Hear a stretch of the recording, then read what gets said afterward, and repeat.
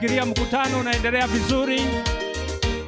Yesu atakuwa mwaminifu kwetu hata siku ya leo. Tumekuwa siku nyingi hapa. Najua hata siku ya leo Baba Mfalme anaelewa vizuri tuko hapa. Hawa ni watoto wa Kenyenya District Pathfinder wanaoonyesha kwamba mkutano huko hapa. Injili ya Yesu inayohubiriwa ili aweze kurudi mara ya pili, kwa sababu ni dhahiri kwamba atarudi hivi karibuni. Yanayofanyika dunia yanaonyesha kwamba Yesu atarudi.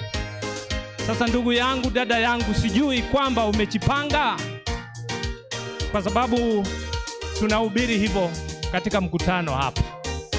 Wageni wetu wamejaa hapa wengi sana. Sijui wewe umechukua nafasi yako kuelewa namna hiyo, ama bado wewe uko nyumbani.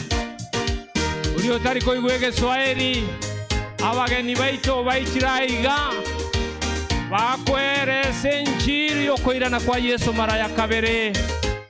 Nande tugodete toerese ngaki korasire no wanja kwagaye bweka. Egekogere injili yeye yarandigu. Injili hii imehubiriwa, injili hii inaendelea kuhubiriwa. Sio kwamba tubadilishe watu, lakini tunahubiri ili kwamba tuwe masaidi kwamba injili imehubiriwa. Hivi ndivyo Biblia inatangaza. Kwa hivyo ndugu yangu ambaye unakaa madukani, dada yangu unayetembea njiani, mtoto wangu unayenisikiza, ni kwamba injili lazima itahubiriwa, kwa sababu mlango wa injili kuhubiriwa ni karibu sana kufungwa. Watu wa Mungu, msikie injili inapohubiriwa sasa. Chukua nafasi yako, utoroke gizani, ukaingie katika mwanga wa Yesu, kwa sababu anasema mimi ndi mwanga wa ulimwengu. Yeyote atakaye kuwa ndani yangu hatatembea katika giza. Kwa sababu hiyo tumekuja kumtangaza Yesu sehemu hii. Sikia sauti hiyo, chukua nafasi, kimbilia gizani, toka kwa giza ukaingie kwa mwanga Yesu, upate nafasi ya kuokoa maisha yako. Asante watoto wangu kwa nafasi nzuri mnayoonyesha kwamba mkutano katika viwanja vyetu hivi unaendelea vizuri sana. Mnaonyesha mandhari mzuri kabisa. Walimu wao wako katikati. Mungu awabariki sana sana. Asante sana. Uchukue muda. Najua kila mmoja wetu tunamwalika aweze kuja katika mkutano mahali Yesu anahubiriwa, mahali Yesu anatangazwa, mahali ukombozi unatangazwa. Watu tuache dhambi, kwa sababu dhambi itatupeleka motoni. Yesu atakaporudi hautasema sikusikia, kwa sababu Kenyenya injili imehubiriwa. Hata sio ya kwanza hii, kumekuwa mahubiri mengi sana katika mtaa huu. Please take your time uweze kusikia mahubiri haya. Uchukue nafasi, utoroke dhambi, ukaingie katika sisi la Bwana. Wazee wa kanisa zetu 10 muweze kurudi nyuma ya viwanja hii hapa. Wazee wote makanisa yetu 10, amka kutoka mkutanoni, muweze kufuata hii njia, mkakutane na wengine. Kuna mambo mnaweza kuelezwa pale. Wazee wote wa makanisa yetu 10. Na madikon wote, deacons and elders, simameni kutoka mkutano, muweze kufuata wengine hapa. Ninakujua, nitaweza kukuita kwa majina kwa sababu I know you. Kwa hivyo tokeni mkutano, mkaingie hapa nyuma. Wazee wote na madikons wote wa district ya Kenyenya.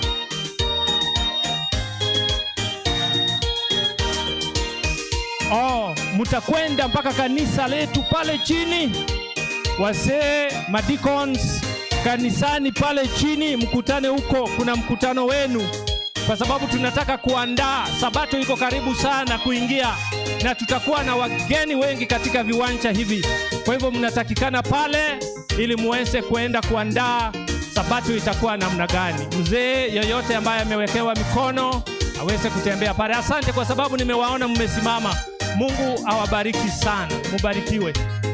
Thank you so much. Mungu awabariki sana sana. Wazee wote, madikons pale chini katika kanisa. Watoto wangu, Mungu awabariki kwa sababu ya kuonyesha kwamba Injili inahubiriwa katika viwanja hivi. Baba Mfalme aliye mbinguni aweze kuwabariki sana. Wageni wetu wamefika hapa, tunawakaribisha. Asanti sana. Kipindi kinachofuata nataka kumwandaa Mama Misati Rose. Ameingia, aweze kuandaa kwa sababu ya kuingia na family life. Mama Misati ataingia.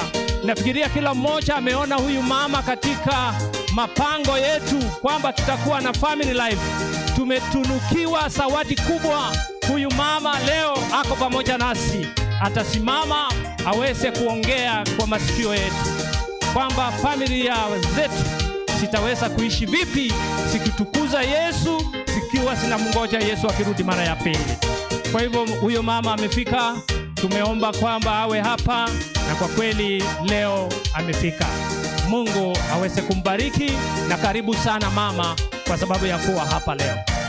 Na tunakuombea uwe na afya nzuri ili uweze kukaa hapa kwa muda huu wote mpaka mikutano hii iweze kuisha. Asante. Walimu, nataka sasa kuanza kusema kwamba muda wenu unaanza kuisha kwa sababu mvua, mnajua masingara ya hapa inaweza kunyesha wakati wowote. Sasa this is the last lap. You must stop from there.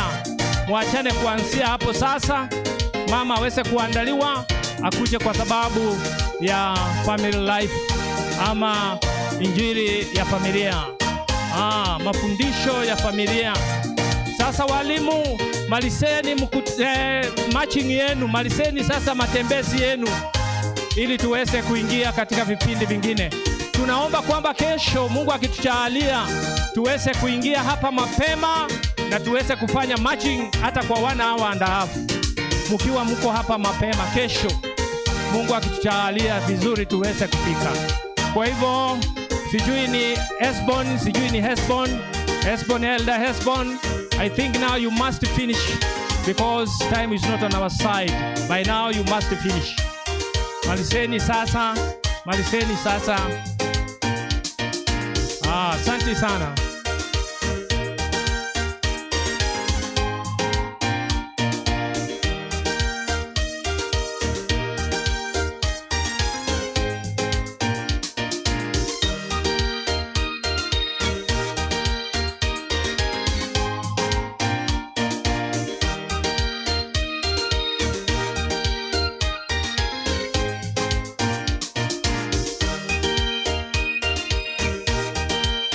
Asante. Sasa yule wa kushima hapa aweze kutusimia hapa.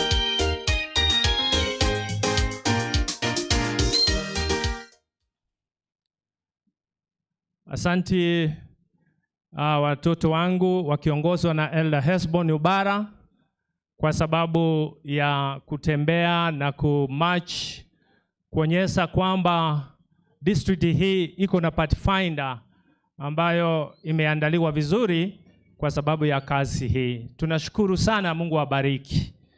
Watu wa Mungu, nataka kuwakaribisha kwa mkutano siku ya leo. Ni kwamba siku zimeyoyoma kweli, lakini bado asichaisha. Tuko na takriban 1 week ambayo imebaki, na ukisikia maneno yote kuanzia sasa mpaka siku itakapoisha, utaweza kukata kauli ukamfuate Yesu. Na nafikiria wokovu kwa sababu ya siku, lakini ni kusikia na kuamini hata ikiwa ni siku moja. Kwa hivyo nataka niwaombe kwamba wale mnaingia mkutanoni muweze kukaa, muweze kusikiza maneno kutoka sehemu hii yanavyoletwa na Mama Misati. Daktari, welcome. You are my sister.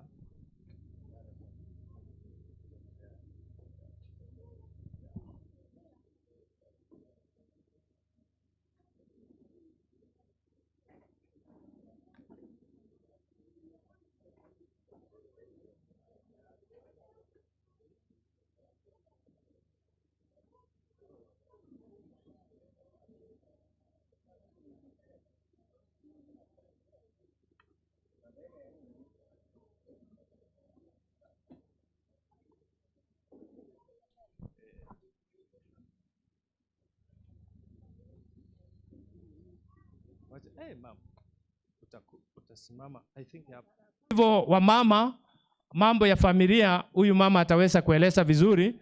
Muache ile mambo yenu mnakuwa nayo. Si wa mama mnaelewa ile mambo yenu? Na wasisi mnaelewa ile mambo yenu? Sasa huyu mama wacha atuelekeze ni wangapi pamoja na mimi wanasema daktari asimame aweze kuongea na sisi. Wale hawataki. Mnataka wote. Sasa mama karibu sana. Asante sana pastor kwa kunipatia nafasi. Na mimi nimefurahia sana siku ya leo, hata nimeona watoto Pathfinders wana match na walimu wao maridadi. Nimeshukuru sana. Mimi katika kujintroduce properly, vile mmesikia mimi naitwa Rose Kwamboka Misati. Kwa upande wa kuzaliwa, nimezaliwa upande wa Kitutu Masaba, Tombega Tuta Village. Na kwenye nimeolewa Borabu Nyagwale. Otherwise mimi naishi Nairobi na mimi ni mshiriki wa kanisa la Karengata SDA Church karibu na Bomas of Kenya. Na nimeshukuru Mungu amenipatia muda huu niweze kunena nanyi mambo ya afya ya familia. Kwa lugha huwa natamuka rahisi Kikisii na Kiingereza. Kiswahili huwa na pambana kidogo. Sijui niulize ondenarega utari kuuke gusi. Nbali batai kuuke gusi. Other than wageni, wale wageni wamekuja najua hawaelewi. Lakini kuna wakaaji hawaelewi Kikisii. Sawa, ni metropolitan. Mimi nitachanganya, I hope mtaweza kunielewa. Sasa tunaenda katika shamba la Edeni. Tuone vile Mungu aliumba Adamu na Hawa. Alikuwa anatarajia nini?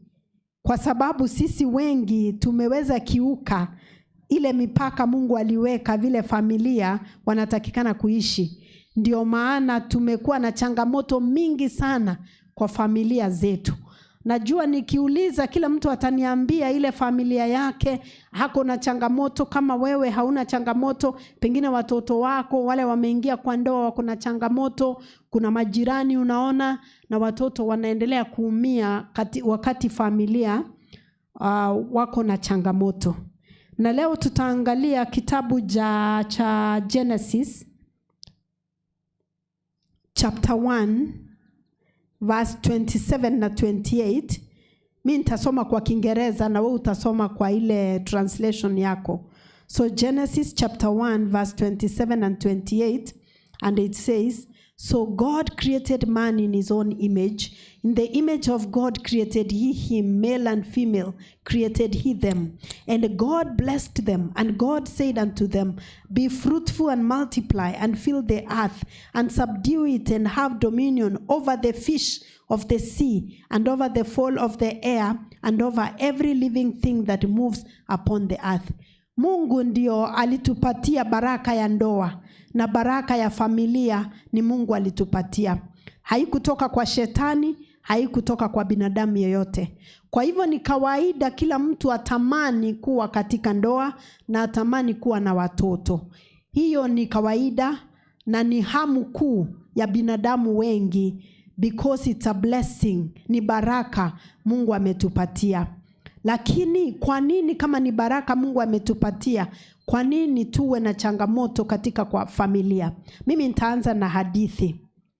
Kuna kijana mmoja kwa familia fulani. He's the only son in that family. Hiyo familia wako na watoto wasichana wawili na huyo mtoto mvulana mmoja. Huyo mtoto amepelekwa shule na wazazi, akaingia katika mambo ya kutumia madawa ya kulevya. Kwa hivyo aliingia university, chuo kikuu, hakuweza kuhitimu. Nao wazazi wamejiweza vilivyo, wako na magari, wako na manyumba, wako na mashamba. And this is the only son. Na huyo kijana wanaona anaendelea kutumia madawa, mihadarati na pombe. Na wazazi wakiangalia wanaona wasichana wao wameolewa, wameenda wanaishi nchi za ng'ambo. Huyo kijana ndio ako kwa hilo boma, na wazazi wanaenda kuretire, their elderly parents, na kijana anaishi na wazazi na mali wako nayo. Sasa swali ni, huyo kijana anaweza kuoa? Ako katika hali kama wewe ni mzazi wa huyo kijana, mtoto mvulana anaelekea miaka 30, anatumia pombe, anatumia madawa, na that is the only son kwa familia. Kama ni wewe mzazi wake, ungemtafutia bibi ama ungemu encourage aweze kuoa? Ningependa kusikia any responses. Kwanza wacha nisikie kutoka kwa mama.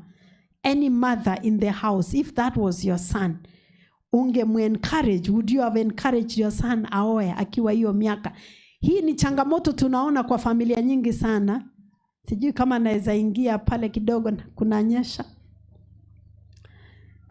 If you are a mother, you are the mother of this son.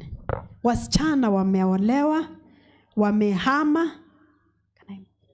Ungependa huyo kijana aoe? Ungependa hata umsaidie na kutafuta bibi? Let me hear. Kuna mama angependa kujaribu? Sioni vizuri, lakini unaweza inua mkono ama hata usimame ujibu. Hii ni semina, mimi nafunza family life, kwa hivyo nitawauliza maswali na mtaniuliza maswali. Pastor ndiye atakuja kuhubiri. Mimi nafunza mambo ya family life. Nisikie jibu kutoka kwa mama. Kuna mama hapa angependa kujibu. Thank you. Kwangu, huyu kijana kama angekuwa wangu, ningeenda labda kwa sistangu au relative yeyote, nitafute msichana mzuri kutoka hapo. Sasa analika sister yangu, kama ni sister yangu, anakuja na yule msichana mwenye nimeona ako na tabia nzuri, kwa sababu sister yangu ataweza nisaidia, huyu msichana ni mzuri. Nikimleta kwangu, sasa hiyo uhusiano itaanza. Kijana apende yule msichana kwa sababu amekuja, atampenda na wataoana, familia itakuwa. Asante sana mama. Kwa jina unaitwa nani? Kwa majina anaitwa Josephine Mora, kanisa yangu ni Sengera SDA. Thank you so much Josephine. Na Josephine amejibu kama mama, na kuna mama wengi wamefanya hivyo. Sasa hebu nigeuze swali. Wewe ukiwa ni mama ama baba ya ule msichana mwenye ataletwa, utakubali msichana wako aletwe? Sasa nataka mzee ajibu. Mzee ajibu hilo swali. Mama amesema ataenda aulize sistake amsaidie, atafute msichana mzuri, na wengi wanafanya hivyo, aletewe kijana yake. Mali wako nayo, kijana ako hapo, it's the only son, na mama anaona wataendelea kuishi vizuri. Ningependa kusikia baba ajibu swali. Wewe ni baba ya ule msichana, umeambiwa kijana ndio huyu, wamekuja wanataka aolewe, utakubali? Yes, kuna baba hapa nataka ajibu. Nataka msikize kwa makini. Ili ni funzo tunajifunza leo. Ni swali ngumu, lakini hebu tuone ni yapi yamekuwa yakiendelea tangu jadi. Hasa kama Wakisii sisi tunawalilia watoto wetu. Tunataka tuongeze familia yetu. Tutengeneze nyororo ya familia. Tumeona, je, Wakisii, umeona makaburi ya kioa? Sasa hilo swali litakuwa ngumu. Asante sana mzee. Sasa asante sana. Tutamtayarisha huyu msichana ikiwa ni God given lady. Tutamwambia wewe tunataka uende kuwa mwinjilisti, mhubiri. Utamvumilia huyu, akikubali basi huyu atamfanya huyu aongoke mwishowe. Maana hata akiwa mtoto mpotevu, mwisho atachukua hatua arudi nyumbani. Asante. Na wale wazazi hawajamfanya aokoke, na mtoto wa mwenyewe atakuja kumfanya aokoke kweli? Sasa Wakisii wanasema mbwa jike utoa umbwa wa kiume kutoka Kisii mpaka Jaluoni. Kweli au urongo? Asante sana. Na kuna wamama wameketi hapa wameolewa miaka mingi na mabwana wanaendelea kukunywa pombe. Wengine wamelala kwa mtaro saa hii. Na hawa wamewafanya waokoke. Haya mambo ni magumu na sisi wote tunajifunza, na kuna mambo tumefanya kama mila na mengine ni mazuri, lakini mengine yameumiza familia zetu sana. Hebu na tuombe. Father, in the most wonderful name of Jesus, we thank you for this opportunity you have given us. I pray that as I speak on this subject of family life, that is a tough subject, may you anoint my lips. May you touch me, that the words of my mouth and the meditation of my heart may be acceptable to you. Speak to your children now, for we are listening. In Jesus' name we pray. Amen.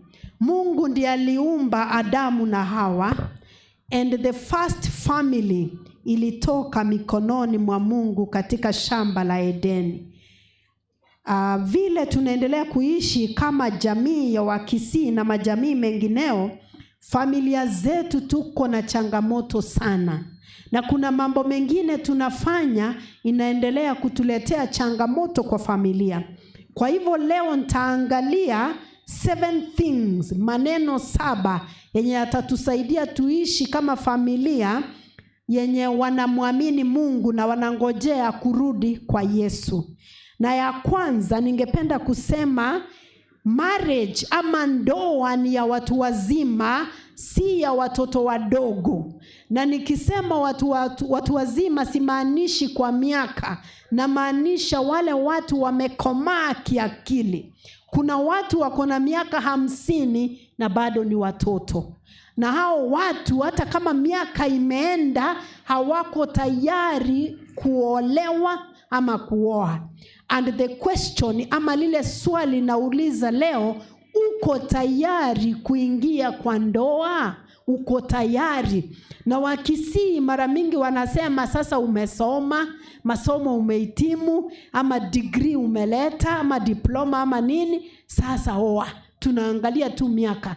Na wazee na wamama wanawekea watoto wao pressure wakisema niletee wajukuu. Niletee wajukuu bado nikiwa na macho, bado nikiwaangalia.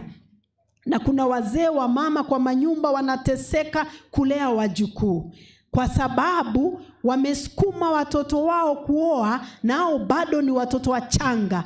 Miaka ni 35 lakini kwa akili ako kama mtoto wa miaka 7.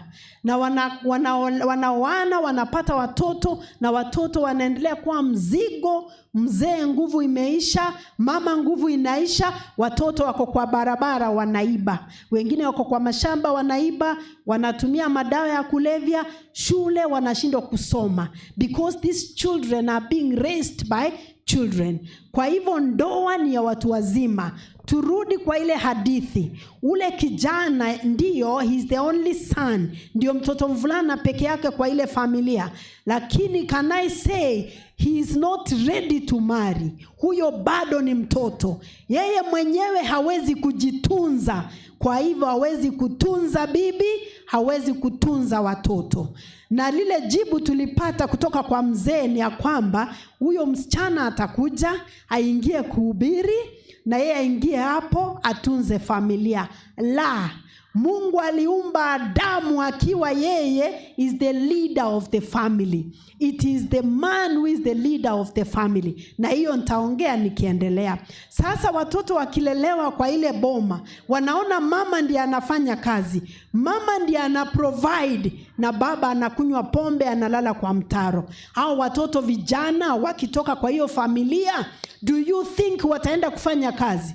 Waende kufanyia wapi? Walijifunza kutoka kwa nyumba ya kwamba baba ama mvulana kazi yake ni kunywa pombe. Si ajabu kwa hiyo familia watoto wavulana wote watazaliwa wataingia kwa pombe.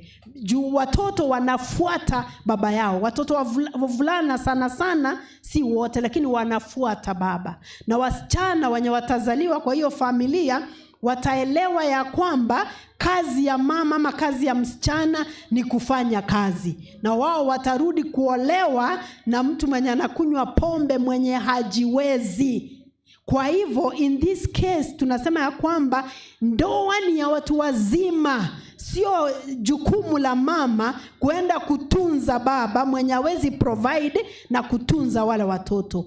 Hiyo ni mzigo kubwa sana kwa mzazi mmoja kufanya, na huwa tunaanza katika misingi. Ukiangalia msingi, tunaangalia tuseme tulete msichana. Kweli akiwa ni msichana wako, wewe utakubali, na pengine utakubali kwa sababu unaangalia ile mali, lakini fikiria mtoto wako, yale maisha ataenda kuishi yeye ni maisha ya aina gani?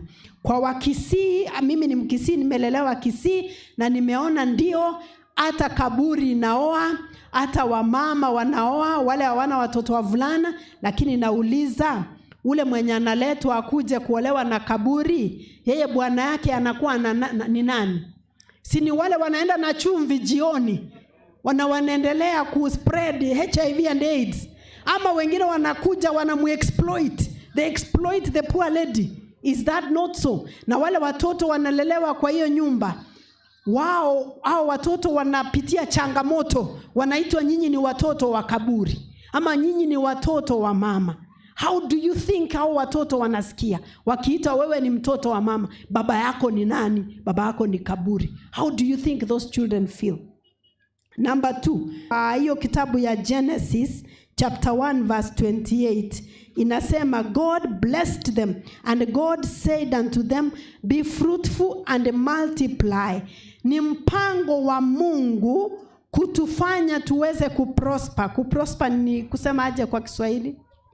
Yaani tote nenke. Kuprosper ni kusema aje? Kunawiri. Ni mpango ya Mungu kufanya sisi tunawiri. Kwa hivyo ukiwa katika ndoa, wewe unaenda na baraka zako. Nyinyi wawili you join hands, you are a blessing to each other. Kwa hivyo kama uko kwa ndoa na uko maskini kuliko vile ulikuwa ukiwa peke yako, mimi nauliza, hiyo ni mpango ya Mungu kweli? Na leo nauliza, uko tayari kuingia kwa ndoa? Are you ready? What are you taking to that marriage? Wengi wanaingia kwa ndoa kwenda kwa mzigo. They become a burden to somebody else. Lakini Mungu ametuumba men and women, wanadada na vijana. Mungu ametuumba tuweze kuwa baraka. Kwa hivyo ukiingia kwa ndoa, tukiwa kwa ndoa kwa familia, it is the plan of God, ni mpango wa Mungu tuweze kunawiri. Na hilo ni jambo la pili nilikuwa nasema. Na jambo la tatu ni kunawiri katika upande wa watoto. Ni mpango ya Mungu kutubariki na watoto. Lakini ningependa kusema hivi, ndoa bila mtoto bado ni ndoa. Familia bila mtoto ni familia. Watoto wanatoka kwa Mungu. Kitabu ya Zaburi 127 inasema, children are a heritage of the Lord, the fruit of the womb his reward. Wale wako na watoto, hakuna jambo wametendea Mungu ndiye akawapatia watoto. Na wale wana watoto sio ati ni laana, lakini it is up to God. Mungu ndiye anapeana watoto. Children are a heritage of the Lord. Kwa hivyo kama uko na watoto, shukuru Mungu na tunza watoto vilivyo. Na kama hujafanikiwa kuwa na watoto, kuna njia nyingi, na sayansi tena imetufunulia mambo mengi vile tunaweza barikiwa na watoto. Na kama uwezi kupata watoto kwa ile njia ya kawaida, kuna watoto unaweza adopt pia. Na hata tukiona wengine kama Mother Teresa hakuwa na mtoto yeyote, lakini anaitwa Mother.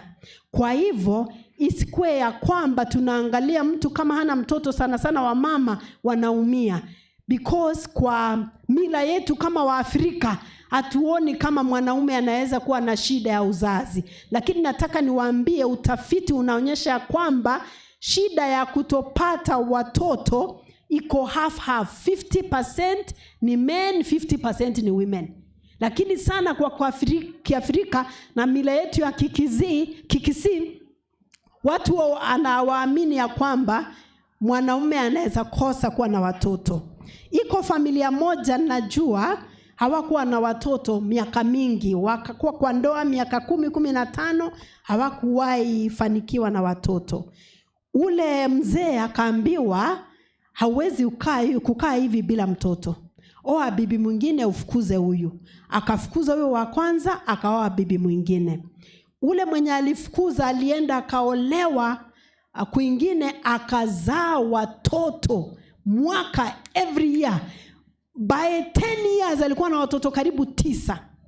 Ule mzee wote walikuwa wanafanya kazi, kwa hivyo walikuwa na pesa kiasi. Ule mzee alioa, wakakaa miaka.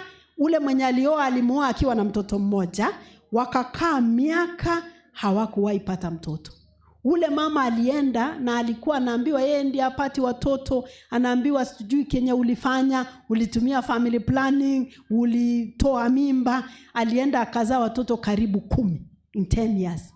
Ule mzee alimrudia akimwambia tunaweza ongea, nisamee, nilifanya makosa, tunaweza ongea. Akamwambia it's too late, basi lishaondoka.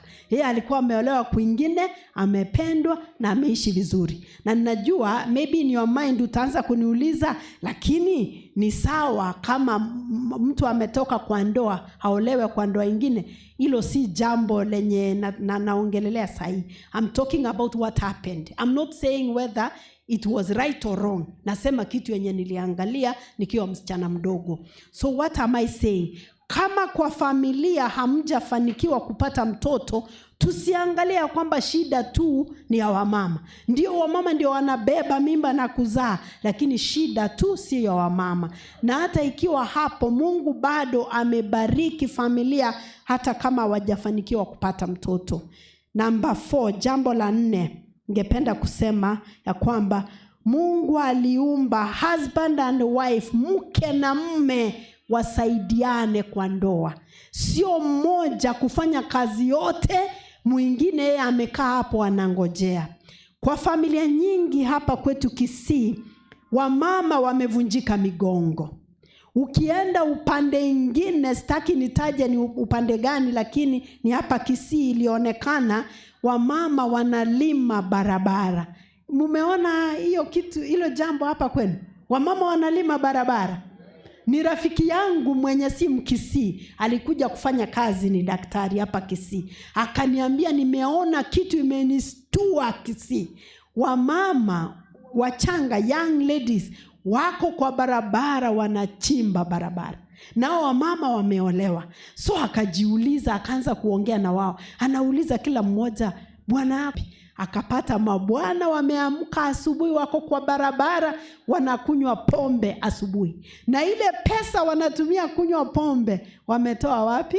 Unajua wametoa, ule mama amechimba barabara ndiye amepatia huyo mzee aende kunywa pombe, alale kwa barabara. Sasa watoto wa hizo familia nyingi au watoto vijana hawakuweza kusoma. Wasome aje? Kwa sababu ile example wanapata kwa nyumba, baba afanyi kazi, anangojea mama amletee pesa. Lakini wasichana wa hizo familia wengi wamesoma, wako very hard working, wanafanya bidii because hiyo ndio example wameona. Sijui kama wenzangu mnaona vile tunaendelea kuweka misingi yenye ni mbaya kwa familia zetu. Niseme hata misingi ya kishetani.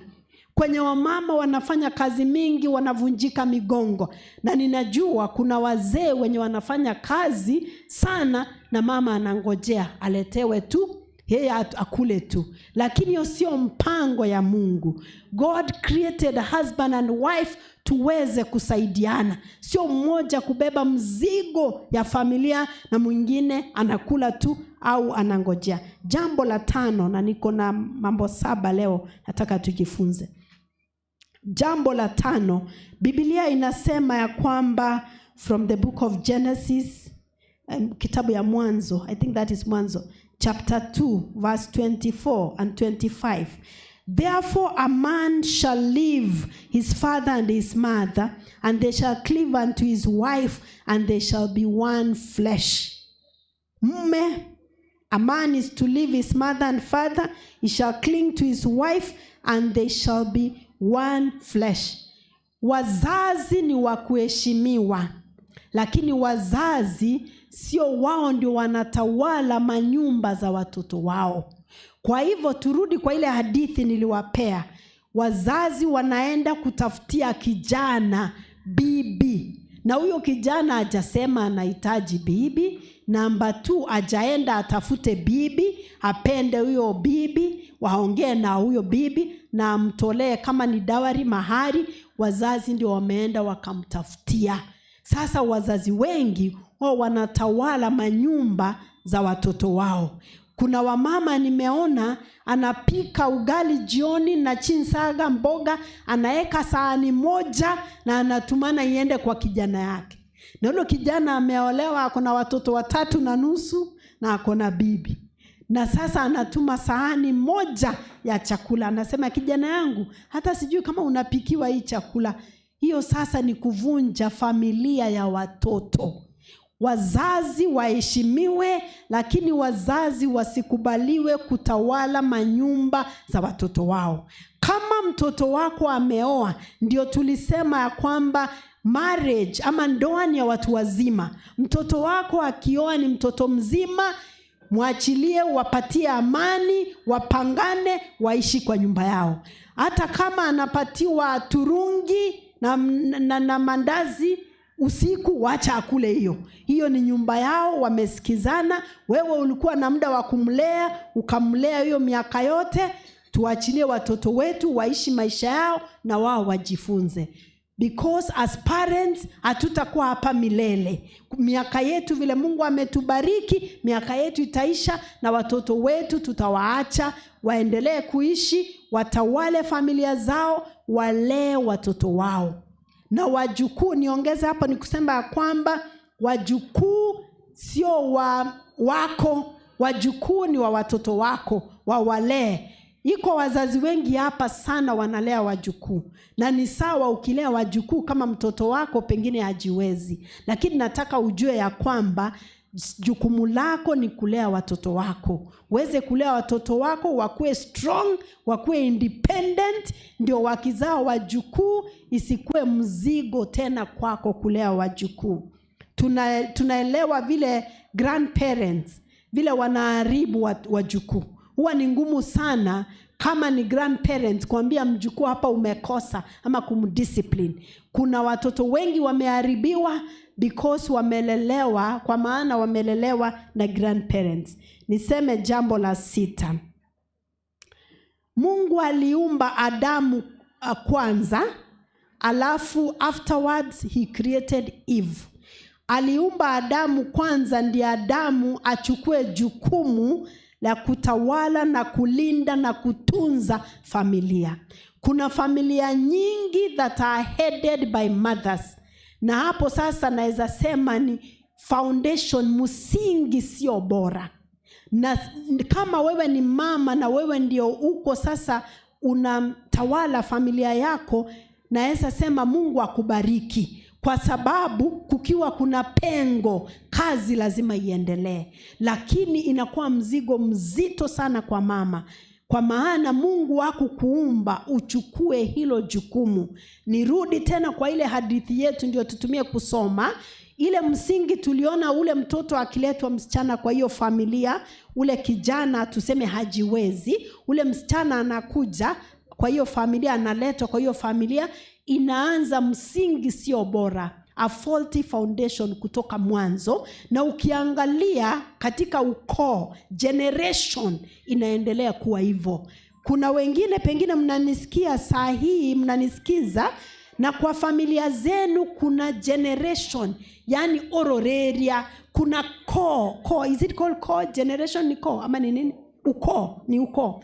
Generation, ukoo. Generation ya familia hawana wanaume wako na nguvu wanatawala mafamilia zao. So watoto wanasoma kutoka kwa wazazi na wanaendelea hiyo generational pattern, hiyo ukoo wanaendeleza hivyo. Lakini wewe kama mzazi unaweza amua ukisema kwamba, na kama unanisikiza na wewe ni baba na pengine majukumu yako kuna vile umeacha pengo kwa familia yako, ningependa kukuambia Mungu alikupatia jukumu utawale, uprovide familia yako. Na Mungu akaumba Hawa, Eve, aweze kusupport Adam. It is the role of the wife ama mama wewe uweze kusupport mzee wako. Kuna wamama wanaona mzee anafanya kazi, analeta pesa nyumbani, analeta hela, na zile hela mama hatunzi vizuri. Kuna jambo moja mimi huwa naambia wazee, wanawaambia hata si wazee, vijana leo, wacha niongee vijana. Uangalie sana ule bibi utakayeoa, na sana uende kwa familia yao uangalie mama yake. Mara mingi sana niseme wasichana, hata vijana, sasa naongea wasichana, wanafanana na mama zao mara mingi sana. Kwa hivyo wewe uende uangalie kwa hiyo familia, uangalie mama kwanza, uone vile mama ako vile amelea familia yake, ujiulize ningependa hii kwa familia yangu. Kwa sababu kuna wazee wanafanya kazi, they are working so hard, akileta zile hela nyumbani, mama kazi yake ni kuwaste, na yeye ana recruit watoto, wana waste hela, na zingine huwa anapeana. Do you know hata mzee akiwa hard working sana, alete mali nyumbani, kama yale mali hayatatunzwa vizuri, wanaweza ingia kuishi kwa barabara, kwa street. Let me say this, wacha niweke kwa Kikisi. Tunasema umo sacha, ago sacha. Si ndio? Mwanaume anaenda nje anatafuta. Akileta nyumbani umo kungu, ago kunga. Si ndio? Mwanamke anatunza. Kwa hivyo hata ukienda na ulete mali na una mtu wa kutunza nyumbani, hiyo haiwezekani. Na wengine huwa wanatumia watoto, wanapigana vita zao kutumia watoto. Mtoto akipatiwa kitu na baba, yeye ni kama anaenda na waste, na unapata mama ndiye ana support. Na mama, niseme ukifanya hivyo, wewe mwenyewe ni kama uwe tireria matimo. Unajua hiyo sasa hata kwa Kiswahili siwezi translate. Ni kama ni what? Weapons. You are sharpening your own weapons. Okay? Because hao watoto yale unawafunza ndio wataendelea. Na jambo la mwisho ningependa kusema ni ya kwamba Mungu aliumba wazazi wakue wao ndio wana lead, wanaongoza familia, si watoto. Mungu aliumba Adam and Eve, Adamu na Hawa katika shamba la Edeni, na wote wakakuwa katika ndoa takatifu na wakafanikiwa na watoto. Wazazi ndio wanaongoza familia, sio watoto. Si kazi ya mtoto kufikiria vile atapata school fees. Kuna watoto wengi wao ndio wanajitafutia kwa sababu kuna mapengo kwa familia. Na kama we ni mtoto unanisikiza na wazazi wako pengine hawajiwezi ama hawako, na we ndio unajitafutia, Mungu atakubariki. Lakini huwa ni mzigo mzito mtoto kujitafutia. Iko watoto wengine nimesikia huko Nairobi, watoto wasichana wameniambia sahi wamefunga shule, na mama huwa anamwambia asubuhi aende kutafuta pesa. Unajua mtoto msichana anaenda kutafuta pesa kutoka wapi? Unajua anaenda kutafuta pesa kutoka wapi? Kwa sponsors, kwa wanaume. Na mama ndiye anamwambia enda utafute pesa. Leo nataka ulete unga. Kijana anaambiwa enda tembea tu, aibe masimu, aibe nini, alete pesa. Wazazi wameshindwa, they have failed some parents kuprovide, kuongoza mafamilia. Na watoto huwa ndio wanang'ang'ana peke yao, na wazazi hata wanaambia watoto wenyewe waende kujitafutia. Hata kama bado Mungu kwenye uko huna pengine hela ya kutosha, Omba Mungu akusaidie na uweze kufanya bidii, lakini usipatie watoto wako jukumu la kujitafutia pesa. Niongee upande mwingine wa upande wa discipline. Kuna wazazi wengi wamefail kudiscipline watoto wao. Wazazi wengi ama wengine, mtoto anafanya jambo lolote, anything goes. Mzazi hawezi kucorrect mtoto wake. Wewe si rafiki ya mtoto wako, wewe ni mzazi wa mtoto wako. Na sisemi wazazi wachape watoto.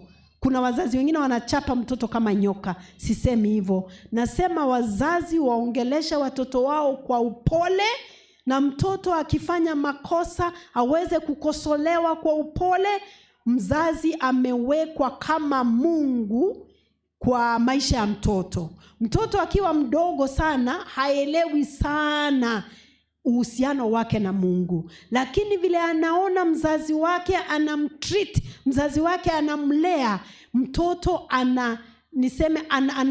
anajenga uhusiano wake na Mungu vile anaona mzazi wake anamlea. Kuna pastor mwingine alifariki kitambo kidogo, sio wa kanisa la Kiadventista, lakini nataka kusema hiyo tujifunze jambo. Huyo pastor alikuwa ni bishop, sijui bishop anaitwa nini. Sijui bishop anaitwa nini, but tuseme ni pastor. Alifariki na nilisikia watoto wake wakiongea, na mtoto wake msichana alikuwa ameolewa na ako na familia yake, na alisimama akasema hivi: baba yetu alikuwa mentor na alikuwa pastor wa watu wengi, lakini hakuna siku hata moja tuliweza kudoubt kama baba yetu anatupenda. Tulijua baba yetu anatupenda, na ukimpigia dakika yoyote simu, baba anachukua simu. Na huyo mtoto akaendelea kusema hivi: kama upendo, kama baba yetu alikuwa anaonyesha kwa umbali upendo wa Mungu, mimi naamini Mungu yuko na Mungu ananipenda, na hakuna vile naweza toka kwa imani. Imagine mtoto msichana alisema hivyo. Alisema mimi nimejua Mungu because of vile baba yetu ameweza kututreat. Na huyo mtoto akiongea, ukimwangalia hakuwa anadanganya. She was speaking the truth because ukimwangalia.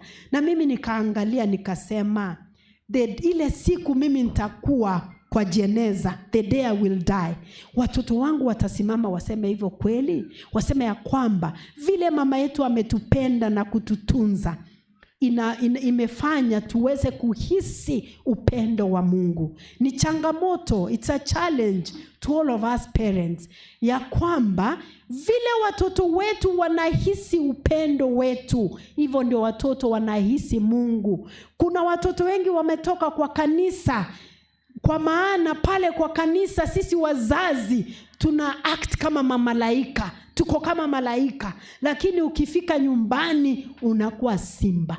Ukinguruma watoto wanatoroka, wanajificha juu ya kitanda. Mtoto haisi mapenzi ya mzazi, lakini kwa kanisa kila mtu anatuona, anaona ya kwamba sisi ni malaika.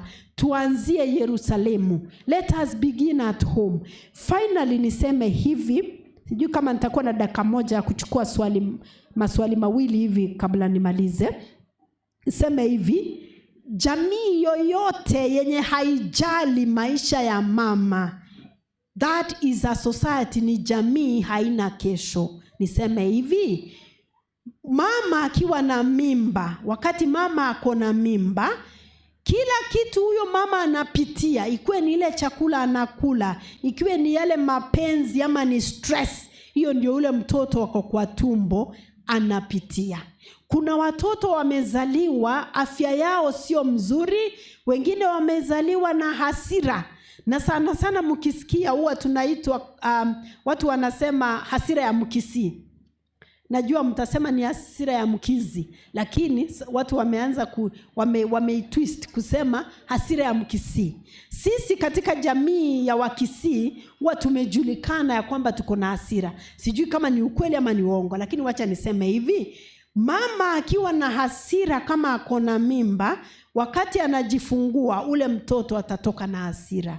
Mama kama amependwa, akapendeka na anahisi vizuri, amejipenda, ule mtoto atazaliwa akiwa hivyo.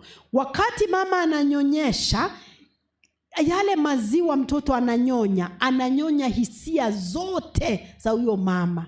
So imagine kama tuko kwa jamii, society haijali maisha ya mama, hatujali hata watoto wetu, na hatujali maisha ya kesho.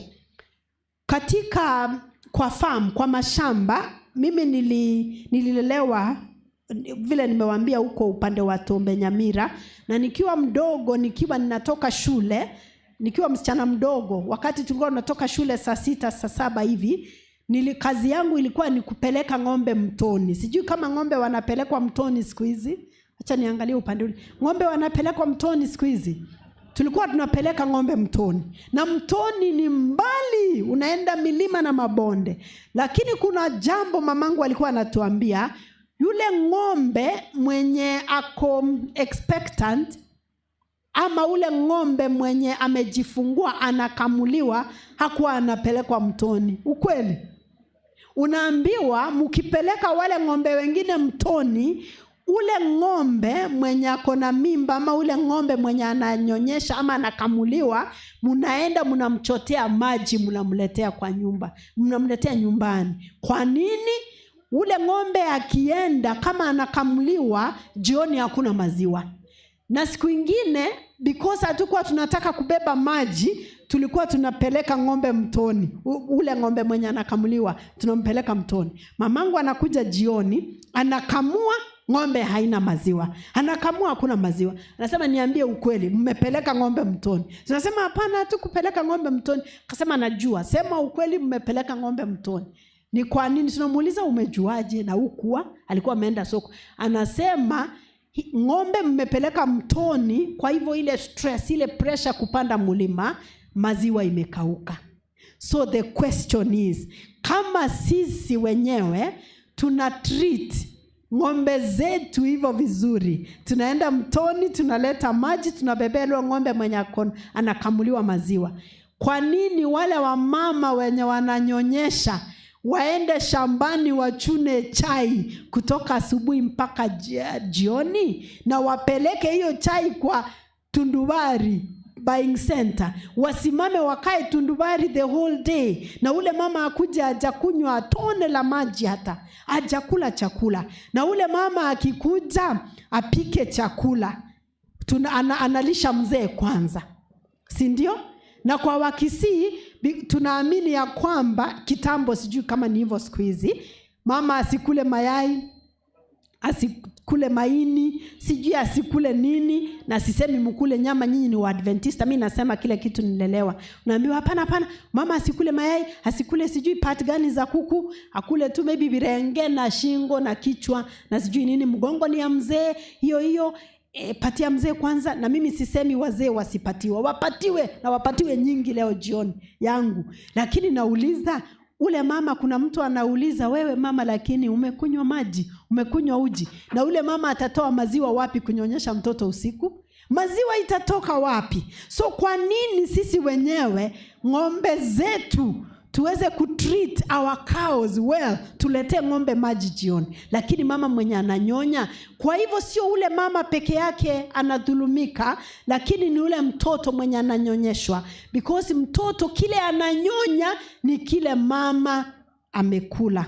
Na tena nikalelewa ya kwamba kama mama ananyonyesha asipigiwe makelele. Kuna mtu anajua kitu kama hiyo? Mama kama ananyonyesha, hata kama amekosa, mzee unaambiwa tembea, nyamaza, mama ananyonyesha, ama mama ni mjamzito, simpigie makelele. Ni kwa nini? Ni kwa sababu mababu zetu na nyanya zetu walielewa ya kwamba mama akipigiwa makelele, ile uchungu anasikia inaenda kwa mtoto, na ule mtoto anazaliwa akiwa na hasira, akiwa na stress, because ile stress ya mama imepitia mtoto. Hili ni jambo nilikuwa nasema ya kwamba Mungu aliumba wazazi wakuwe viongozi kwa familia. Wazazi watunze watoto, walee watoto wao, waongoze watoto wao. Iko watoto wengine wanamea kama magugu. Magugu ni weeds. Unajua magugu hakuna kitu unahitaji kufanya, magugu inamea tu. Lakini Mungu ametuweka sisi kama wazazi tulee watoto wetu, tuweke mbolea, tulime vizuri, tuchunge watoto wetu wasikue attacked na wadudu vile tunachunga mboga kwa shamba ama maua yale mazuri kwa shamba. Hivyo ndio tunatakana kulea na kutunza watoto wetu, sio kuwaacha wakue kama magugu. Lakini yale nimeona leo, mchana wa leo, Pathfinders vile niliona wakimarch, mimi nimeona tuko na kanisa la kesho, na ile kesho ni leo, because nimeona wale Pathfinders vile wamedress, vile wako na ile marching wamefanya. Najua wale ni watoto wanatunzwa, na ni watoto wanalelewa, na ni watoto wanakuwa encouraged waende shule, wabaki shule na wasiolewe bado wakiwa watoto. Natumai ya kwamba hakuna mzazi hapa anaweza kubali mtoto wake msichana ama mtoto wake mvulana aoe ama aolewe wakati bado wako shule.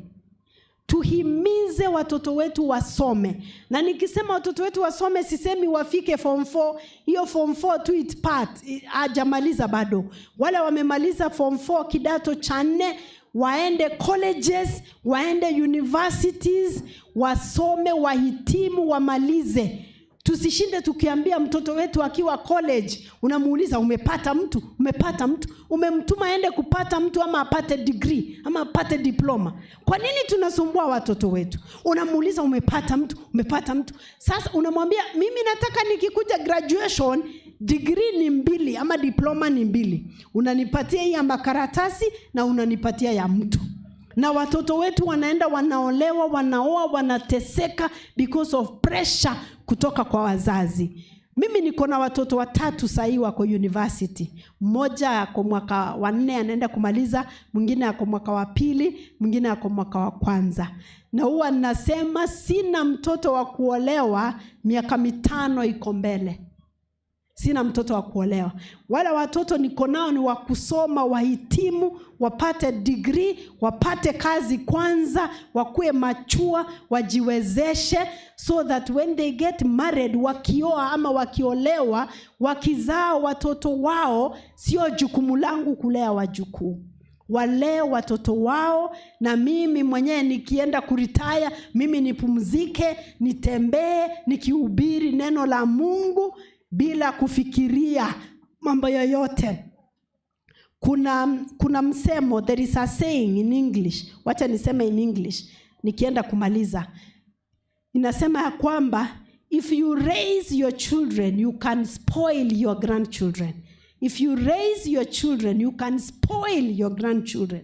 Ukilea watoto wako vizuri, wajukuu watakuja kwako ukikuja kuwa spoil. Yani unawatreat vizuri, hiyo kuspoil grandchildren. So if you raise your children, you can spoil your grandchildren. But if you spoil your children, ukikosa kulea watoto wako vizuri, if you spoil your children, you will raise your grandchildren. Usipolea watoto wako vizuri, wajukuu watakuwa ni jukumu lako na utakuwa umeisha nguvu. Niseme hivi, haimaanishi ya kwamba kama watoto wako wamekuletea wajukuu, haimaanishi hujawalea vizuri. Kwa sababu at the end of the day, kila mtu anafanya uchaguzi. Wewe kama mzazi, you can do your best kulea watoto wako, lakini watoto wenyewe wachague tofauti. Kuna watoto wamelelewa kwa kanisa, wameletwa Adventurers, Pathfinders, wakakuja youth, na saa hii wewe mzazi umeketi hapa, lakini mtoto ako kwa barabara, ako mbali. Kwa sababu mtoto mwenyewe amechagua tofauti, amekiuka mipaka vile alilelewa na mzazi. Kwa hivyo wewe kama mzazi, you can only do your part. At the end of the day, mtoto wako atachagua. Na iko siku tutaongea, mtoto wako akichagua tofauti, atoke katika imani. Wewe kama mzazi, utafanya nini? Nataka nikutie moyo ya kwamba Mungu bado God will tell you, well done, good and faithful servant. Enter ye into the joy of the Lord. Kwa sababu umefanya upande wako, lakini mtoto wako kama mwana mpotevu amechagua his or her own way, and God will still bless you. Mungu awabariki sana. Pengine nitachukua swali moja au mawili kabla niketi. Iko time masaa, tutaendelea kuongea kesho. Mimi nimeshukuru sana kwa huu muda. Maswali mlete kesho. Huwa pengine Kiswahili changu hakikueleweka vizuri na kuna kitu ungependa niweke vizuri, tutaongea kesho. Wacha niombe. Tutaomba kwa Kizungu. Let's pray. Father, in the most wonderful name of Jesus, we thank you for your love. Thank you for this opportunity you have given us. I thank you for your children who have gathered here. We thank you for the word that you have spoken to us. Where we have failed as parents, I pray that you may forgive us. Where as children we have failed our parents, may you forgive us, Lord. I pray that as we continue learning, we may not just be hearers, but we may also be doers of the word. May you be with us. May you take control of this great meeting, that many souls will be won to you. And anybody who is feeling their heart moved, I pray that they may not harden their hearts, but they may give themselves, Lord, because Jesus is coming soon. And I pray, Lord, that as you come back soon, you may say unto each and every child who is seated here, well done, good and faithful servant, enter into the joy of the Lord. For it's in Jesus' name we have prayed and believed. Amen. Mungu awabariki. Ni wangapi wanasema daktari asante kwa maneno mazuri? Basi maswali yenu muyaandike mukayalete kwetu. Tutaweza kumpea ili aweze kuyajibu pengine kesho. Mungu awabariki sana. Msalaba wa Yesu nikae karibu. Kwa nini hamuimbi? Msalaba wa Yesu. Kutoka pale 120. Twende. Msalaba wa Yesu nikae karibu. Pale pana chemchemi ya kuponya dhambi, pale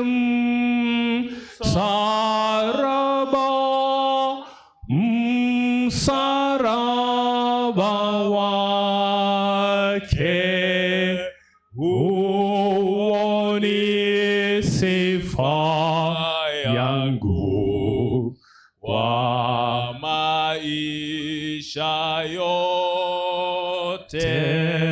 Tunapisha kipindi kingine, lakini kabla ya kipindi, kwa sababu hamna mfua, kuna mfua, tunaweza imba wimbo huo 120. Njoo elder, as you prepare we continue singing.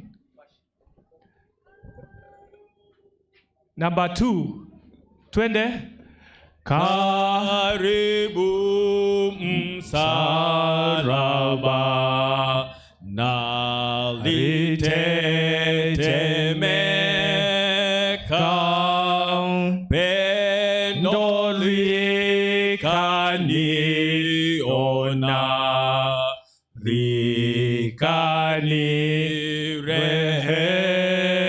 likanirehemu. Pale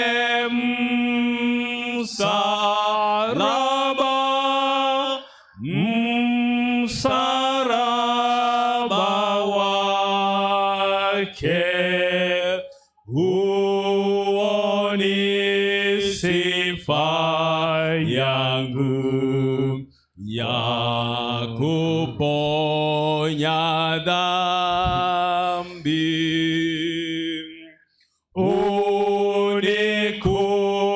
Unikumbushe Yesu, nikuone pale, niupate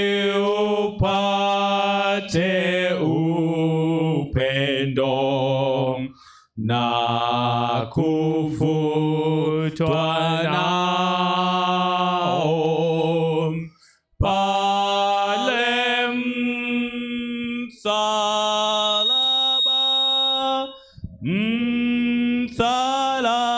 msalaba wake. Huo ni sifa yangu ya kuponywa dhambi. Hapo mnaimba vibaya. Inasema chorus inasema pale msalabani, pale msalaba, pale msalaba, msalaba wake. Huo ni sifa yangu kwa maisha yote. Namba 4, twende namba 4 ya mwisho. Karibu msalaba kwa kutegemea, kukesha na kungoja nitakaa pale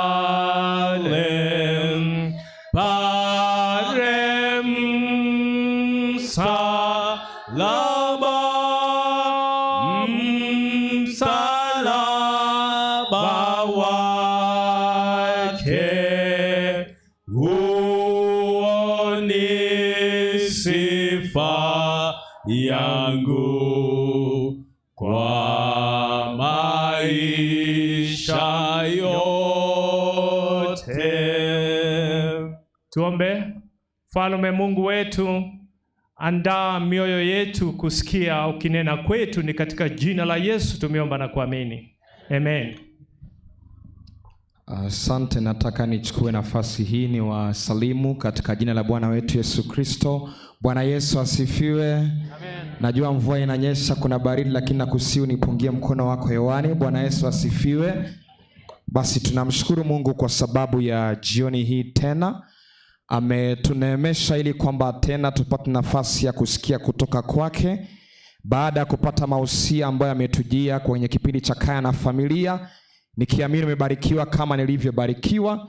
Basi nakukaribisha kwenye kipindi cha uchambuzi wa Biblia, Bible Study. Ndicho kipindi ambacho tutakileta hewani kwa dakika ambazo Mungu ataturuhusu kama Roho wake apendavyo. Jana tulizungumza kuhusu nyayo za Yesu ajaye. Tukaangalia ulimwengu na dalili zinazoonyesha kwamba tunaishi katika kipindi cha lala salama cha historia ya ulimwengu huu, na ikawa dhahiri ya kwamba ni kweli Yesu anakuja kwa mara ya pili. Zile dalili jana tuliziangalia katika mgawanyiko wake kwenye kitabu cha Ufunuo ama Mathayo sura 24, na Yesu akanena dalili kwenye ulimwengu wa siasa, dalili kwenye ulimwengu wa kidini, dalili kwenye ulimwengu wa mazingira na hali asili, lakini pia akanena dalili muhimu zaidi ya kwamba injili itasambaa duniani kote kama ushuhuda. Na tulimaliza kusema kwamba Mungu yuko kazini kuwaokoa watoto wake. Mungu yupo katika shughuli siku hizi za mwisho za kufungwa historia ya ulimwengu. Mungu yuko kazini kuwaokoa watoto wake. He is in the business of saving his children. Leo somo letu linasema adui ndiye aliyetenda hivi. Adui ndiye aliyetenda hivi. Ndilo swala ambalo tutaliangazia jioni hii ya kipekee. Je, umewahi kujiuliza kama ulimwengu wetu ulivyo hivi namna una taabu nyingi, mbona Wakristo wanadai ya kwamba Mungu wetu ni mwema? Je, umewahi kujiuliza mbona tuna vinyume sana ulimwenguni? Tuna watu wanaojua njaa na tuna watu wanaojua shibe tu. Tuna watu wanaojua magonjwa, lakini pia tuna watu wanaojua afya tu. Kwa nini ulimwengu wetu uko na vinyume namna hii, wakati tunadai ya kwamba Mungu wetu ni mwema? Kama Mungu wetu ni mwema, swali ni kwa nini ulimwengu wetu unaonekana kana kwamba hauna huo wema kama tunavyodai Mungu wetu ni mwema? Ndilo swali leo talijibu tunapofungua pazia zima kuangalia ni kitu gani kinaendelea katika ulimwengu na ni nani mwenye majibu ya hali haswa ya ulimwengu wetu. Na leo niruhusu nianze kwenye kitabu cha Ufunuo, sura yake ni ya 12. Kitabu cha Ufunuo sura ya 12, hapo tunapata chanzo cha taabu zetu zote. Tunapata mwanzo wa mahangaiko na vilio vyetu vyote. Ufunuo sura ya 12 mstari wa 7 hadi mstari wake wa 9. Neno la Mungu linasema, Biblia takatifu inasema, soma tuende kwa upesi. Kulikuwa na vita mbinguni. Sawa. Mikaeli na malaika zake wakapigana na yule joka. Sawa. Yule joka naye akapigana nao. Soma kabisa. Pamoja na malaika zake. Nao hawakushinda. Wala mahali pao hapakuonekana tena mbinguni. Tulie hapo kwanza. Biblia inaonyesha taswira ya kuwa na vita mbinguni na pande zinazozozana hapa, upande mmoja ukiongozwa na joka na upande mwingine ukiongozwa na Mikaeli. Bila shaka joka, kama tutakavyosoma hapo chini, ni Shetani, Mikaeli Yesu Kristo mwenyewe. Kwa hivyo Biblia inatuonyesha chanzo ama mwanzo kabisa kunaonekana vita kati ya pande mbili, joka akiongoza upande mwingine na Mikaeli ambaye ni Yesu Kristo akiongoza upande wa pili. Teremka twende. Alafu nini katokea? Twende. Biblia inaendelea kwa kusema, ikasema yule joka akatupwa. Yule mkubwa nyoka wa zamani aitwaye Ibilisi na Shetani. Asante. Kwa hiyo hatimaye Biblia ipo wazi ya kwamba upande ambao joka Shetani alikuwa anauongoza hawakuweza kufaulu. Upande ambao Shetani alikuwa ameshika doria ili kwamba aweze kuinua vita dhidi ya Muumbaji hawakuweza kufanikiwa. Unajua, haiwezekani kiumbe chochote kiibue vita dhidi ya Muumbaji na kifanikiwe. Haiwezekani kiumbe chochote, sikiliza kwa makini, aibue vita, ainuke dhidi ya serikali ya Mungu na afanikiwe. Any battle fought against God is a sure defeat. Vita vyovyote ambavyo vitapiganwa dhidi ya Mwenyezi Mungu, kushindwa ni hakika. Anayepigana vita dhidi ya Mungu, mchungaji Fadhili alitupatia Kiswahili kipya akasema huyo ni mshindwi. Yaani tayari ameshindwa, na ndilo tukio ambalo lilitokea mbinguni. Joka aliposimama, Lucifer alipoibua vita, kakusanya malaika upande wake, alishindwa. Na unajua maana hiyo ni gani? Ukimruhusu Shetani atawale maisha yako, ukimruhusu Shetani akuongoze, ukiyasikia maelekezo yake na mausia anayokupatia, kushindwa ni hakika, kutofaulu ni hakika, na kinyume ni kweli. Ukimruhusu Yesu ayaongoze maisha yako, ukimruhusu Yesu ndiye awe Bwana na Mwokozi, ushindi ni hakika. Jamani, Bwana Yesu asifiwe. Ushindi ni hakika ndani ya Yesu. Lakini swali ni, huyu joka alitoka wapi?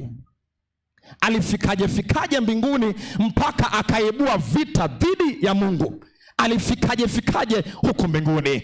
Nabii Ezekieli anajibu ya swali hili. Kwenye kitabu cha Ezekieli sura 28 kuna mfano ambao nabii anautumia. akizungumza kuhusu mfalme wa Tiro, lakini kwa namna ya kipekee alikuwa anamzungumzia ibilisi mwovu Shetani, kama tutakavyosoma. Hasa teremka kutoka mstari wa 12, mtumishi wa Mungu Makenzi. Twende, inasema Biblia takatifu inasema, iseme, mwanadamu umfanyie maombolezo mfalme wa Tiro. Teremka kabisa. Umwambie Bwana Mungu asema hivi. Sasa hizi sifa ambazo Biblia zinaenda kuorodhesha, japo ni mfalme wa Tiro ametajwa, ametumika tu kama object lesson, mfano tu ambao sasa mlengwa haswa anayezungumziwa hapa haswa ni sifa za Lucifer. Twende kabisa. Wewe wakitia muhuri kipimo. Wewe wakitia muhuri kipimo. Sawa. Umejaa hekima na ukamilifu wa uzuri. Tulia hapo. Huyu malaika Lucifer anayezungumziwa hapa, Biblia inasema kwamba aliumbwa kwa ustadi. Kipimo cha uzuri wa kuvutia ulikuwa unaonekana ndani yake. Ukamilifu ilikuwa ni sehemu yake, perfectness, alipoumbwa Lucifer. Teremka chini twende, inasema Biblia inaendelea kwa kusema ulikuwa ndani ya Adeni. Sawa. Bustani ya Mungu. Soma kabisa. Kila jiwe la thamani lilikuwa kifuniko chako. Sawa, ruka hayo mawe yote, ruka uende chini baada ya hayo mawe, tusiyasome hayo mawe. Aliumbwa kwa urembo na kwa ustadi, kwa mawe ya thamani ya kuvutia. Sasa teremka twende, inasema mstari wa 14, Biblia inasema, sawa, wewe ulikuwa kerubi mwenye kutiwa mafuta. Ulikuwa kerubi mwenye kutiwa mafuta, afunikae, nami nalikuweka hata ukawa juu ya mlima mtakatifu wa Mungu. Teremka kabisa. Umetembea huko na huko kati ya mawe ya moto. Tulia hapo.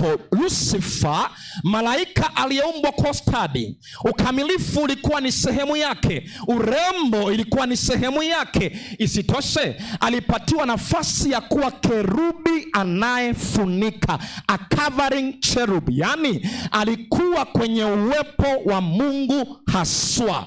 Lucifer aliumbwa na ustadi, aliumbwa na ukamilifu, aliumbwa na urembo, na tena akapewa nafasi ya kuwa katika uwepo wa Mungu haswa, kufunika utukufu wa Mungu wa pekee. Hichi ndicho kiumbe ambacho Mungu alikiumba. Mstari wa 14 sasa, sikia jinsi Biblia inasema. Ama umesoma 14 Makenzi?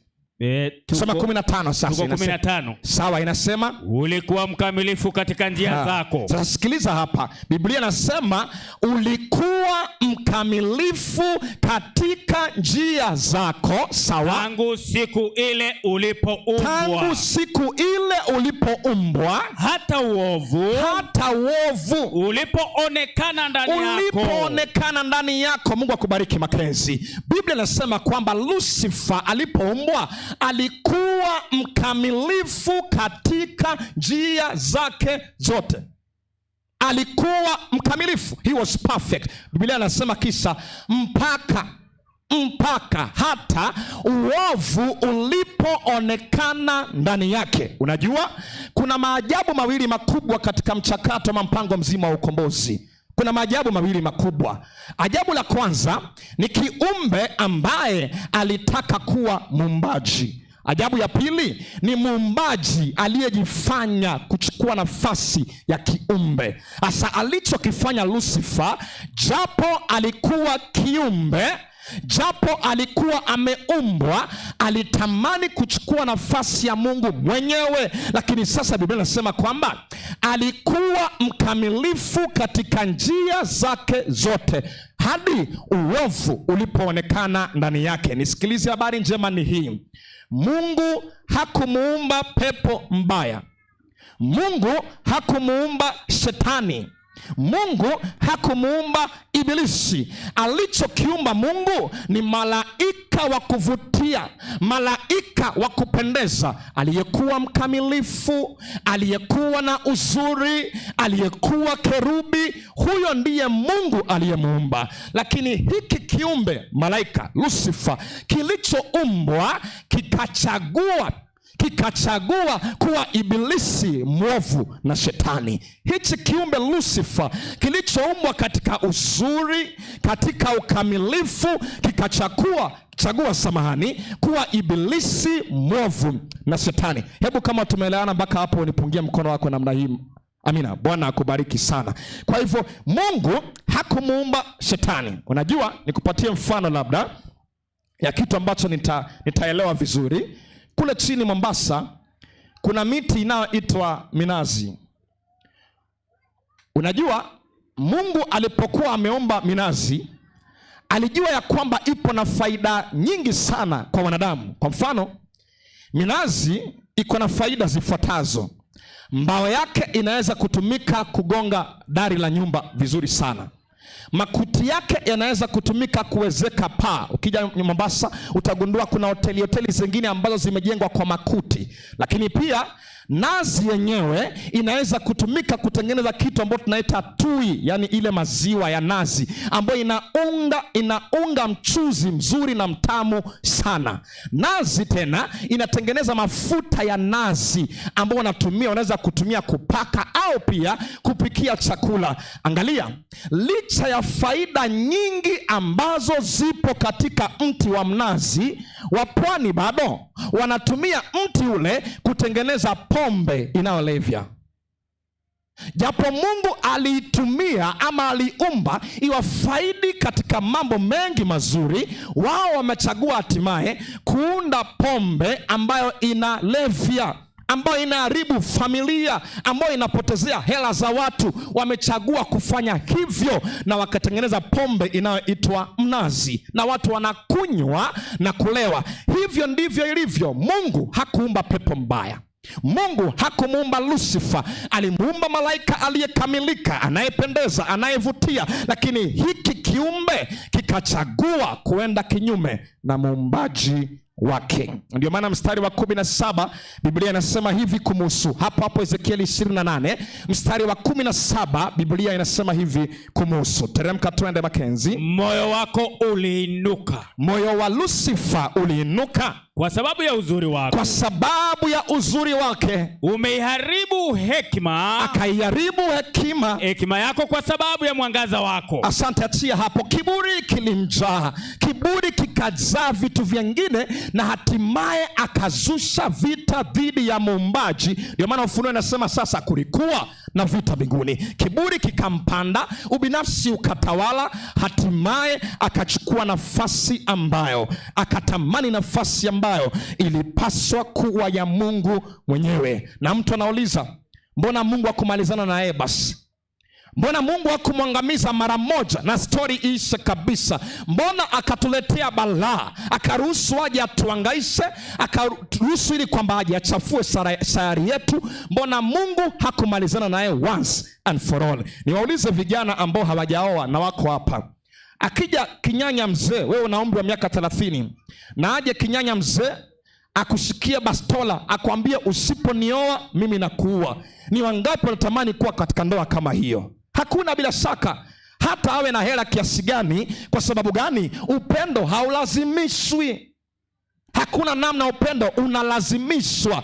Kama Mungu angemuua Lucifer pale kwa pale, angeonekana Mungu mkaidi, Mungu mwenye serikali ya kulazimisha watu, Mungu dikteta. Lakini kwa sababu Mungu hakutaka kudhihirisha hivyo, akampatia Lucifer muda ili kwamba atakapomalizana na yeye hatimaye ulimwengu wote, kila goti lipigwe, kila ulimi ukiri ya kwamba matendo ya Mungu ni ya haki. Je, unajua hata baada ya Lucifer kuanguka na malaika wengine kutoka mbinguni, malaika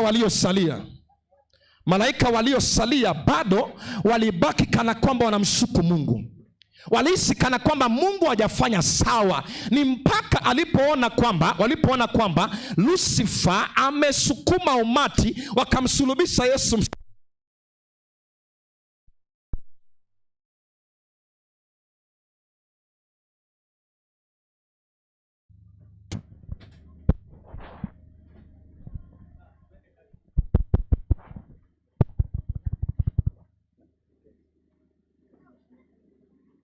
1 2 1 2 check.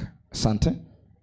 Ilikuwa nasema ni mpaka malaika waliosalia mbinguni, wale ambao hawakuasi, walipoona Yesu amesukumwa msalabani. Unajua mwandishi mmoja ninayempenda nje ya Biblia anasema hivi ya kwamba ule wakati Yesu aliletwa mbele ya Pilato, kisha umati ukawa umesimama, akasimamishwa Baraba na Yesu akasimamishwa kando hapa. Baada ya wao kumchagua Baraba, Pilato alipouliza samahani, na huyu Yesu tumfanyie nini? Umati ulisema asulubishwe. Sasa huyu mwandishi anasema ya kwamba sio umati ulioanza. Kulikuwa na mapepo katikati ya ule umati ambao walianza kwa sauti za chini, asulubishwe, asulubishwe, na umati ukaanza kuingia katika hiyo throng ya kwamba Yesu asulubishwe. Hatimaye malaika wa mbinguni walipoona kitu ambacho Lucifer alikifanya, wakaona kweli huyu jamaa sio mzuri kabisa. Kwa hiyo kama Mungu angemwangamiza Lucifer wakati ule, hata malaika wa mbinguni wangesema Mungu ni Mungu wa kulazimisha, anataka aabudiwe kwa lazima, anataka mtu kukubali mwenyewe kwa hiari, na sivyo alivyo Mungu wetu wa mbinguni. Hakuumba vidoli, hakuumba robots ambao anaweza kuwa control. Kama kuna sifa moja nzuri ya Mungu ni kwamba alitupatia kitu kinaitwa uhuru wa uchaguzi. Na hiyo, by the way, mtu akikupatia uhuru wa uchaguzi na huo uhuru haukupatii nafasi ya kufanya uchaguzi mbaya, hakuna uhuru wa uchaguzi. If somebody gives you the freedom of choice and that freedom does not include making a wrong choice, you don't have freedom of choice. Na hiyo ndio namna Mungu ni mwema. Yaani anatupatia uhuru wa uchaguzi, ana mamlaka ya kutuzuia, lakini bado ataturuhusu ili kwamba tufanye hata chaguzi ambazo ni mbaya. Hivyo ndivyo Mungu alivyo wa upendo. Atakwambia hii ni mbaya, atakwambia usiende huku, atakwambia madhara ni haya, lakini hata interfere na uchaguzi wako. Na ndio maana ibilisi mwovu Shetani hatimaye akaanguka kutoka mbinguni kwa sababu ya kutumia uhuru wa uchaguzi vibaya. Na nabii Isaya, kitabu cha Isaya sura ya 14 mstari wake wa 12 hadi 14, hivi ndivyo anavyosema. Nitasoma hapo maana najua Makenzi amehusika sasa.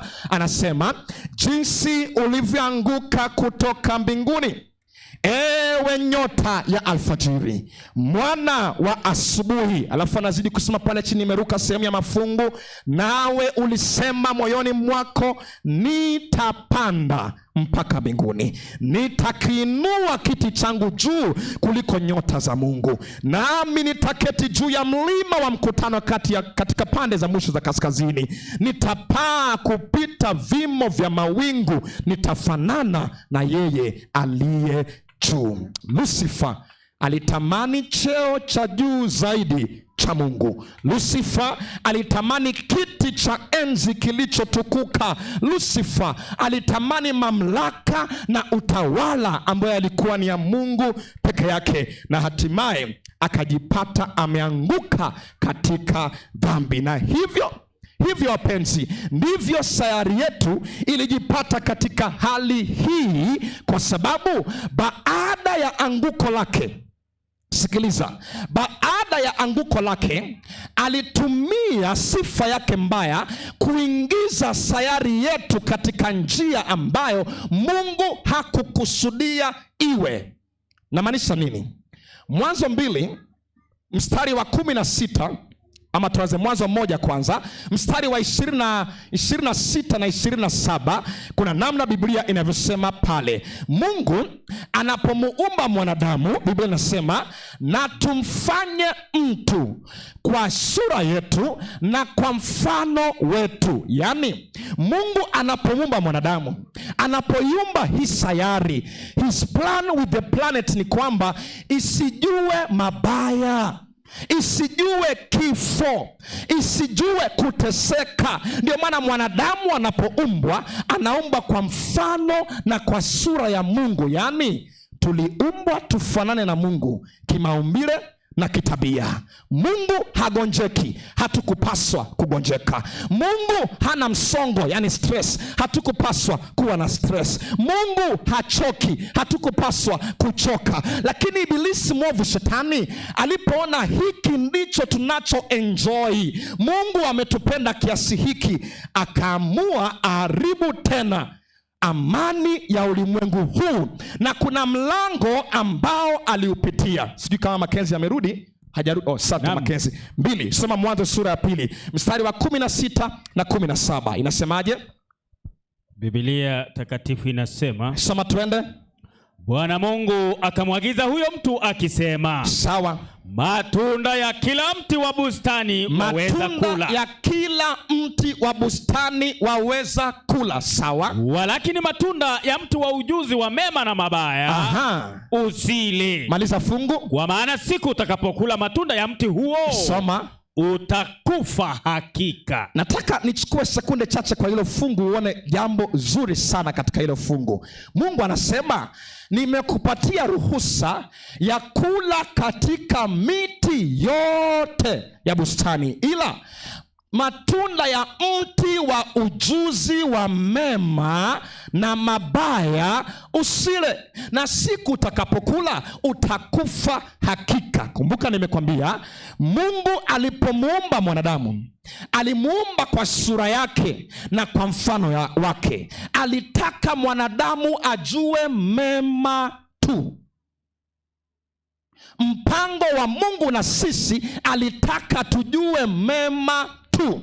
Tusijue magonjwa, tusijue njaa, tusijue vifo, tusijue familia ambazo zimesambaratika, tusijue kwamba kuna watoto watundu. Huo ndio ulikuwa mpango wa Mungu nasi. Lakini shetani akapata mwanya wa kuingiza mabaya.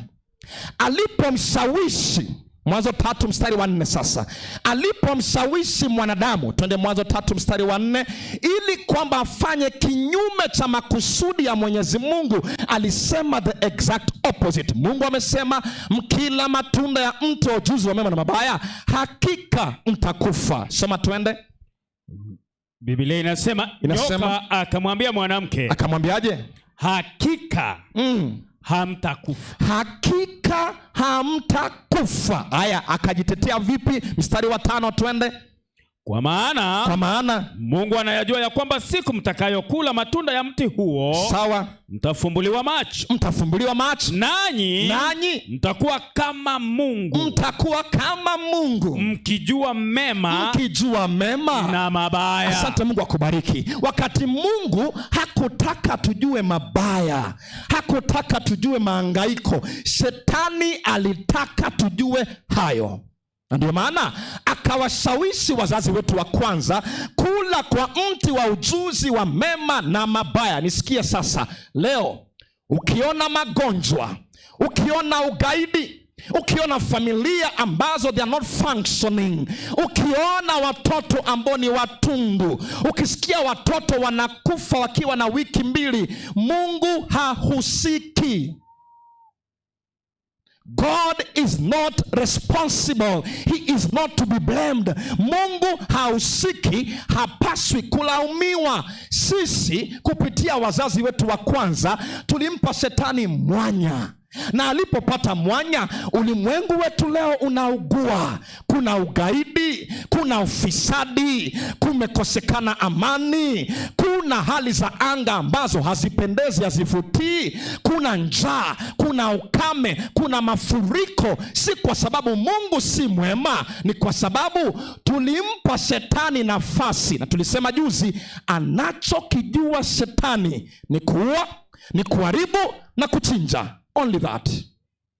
Akipewa nafasi, he is an expert at destroying, at killing. Hivyo ndiyo anachojua. Kwa hivyo, kwa kuwa tulimpatia nafasi kupitia wazazi wetu wa kwanza, ndiyo maana ulimwengu wetu upo namna ulivyo. Watoto wanaishi katika mazingira yasiyopendeza, wake wanateswa ndani ya familia hizi. Najua kuta zimeficha mengi sana. Wanaume wamejawa na misongo leo. Vijana hawaoni mbele wala nyuma. Amani haiko duniani. Uchumi umezorota. God is not to be blamed. Mungu sio wa kulaumiwa. Adui ndiye aliyetenda hivi, kwa sababu alituingiza katika dhambi, na dhambi huwa inazaa wasiwasi. Dhambi huwa inazaa hofu. Dhambi huwa inazaa mateso. Dhambi huwa inazaa kifo.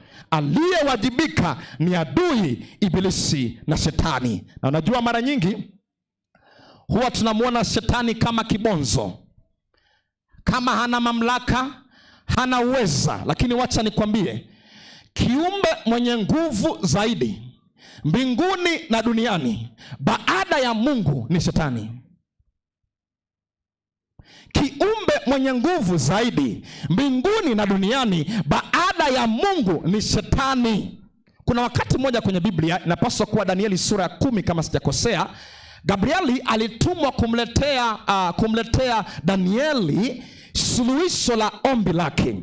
Biblia inasema kwamba alipofika akamwambia Danieli, ulipoanza kuomba Mungu aliniruhusu nije, lakini mkuu wa ufalme wa Uajemi, ambao katika muktadha huo ni Shetani, alinipinga siku 21. Yani alinizuia. Gabriel ndiye malaika aliyechukua nafasi ya Lucifer baada ya anguko, na anakuja kumwambia Danieli ya kwamba nilizuiliwa siku 21, 3 weeks nilizuiliwa. Lakini napenda namna anavyomaliza, anasema lakini Mikaeli, mmoja wa wale wakuu, alikuja akanisaidia. Nguvu pekee inayoweza kukabiliana na Shetani na ifanikiwe ni nguvu ya Yesu Kristo. Jamani, Bwana Yesu asifiwe.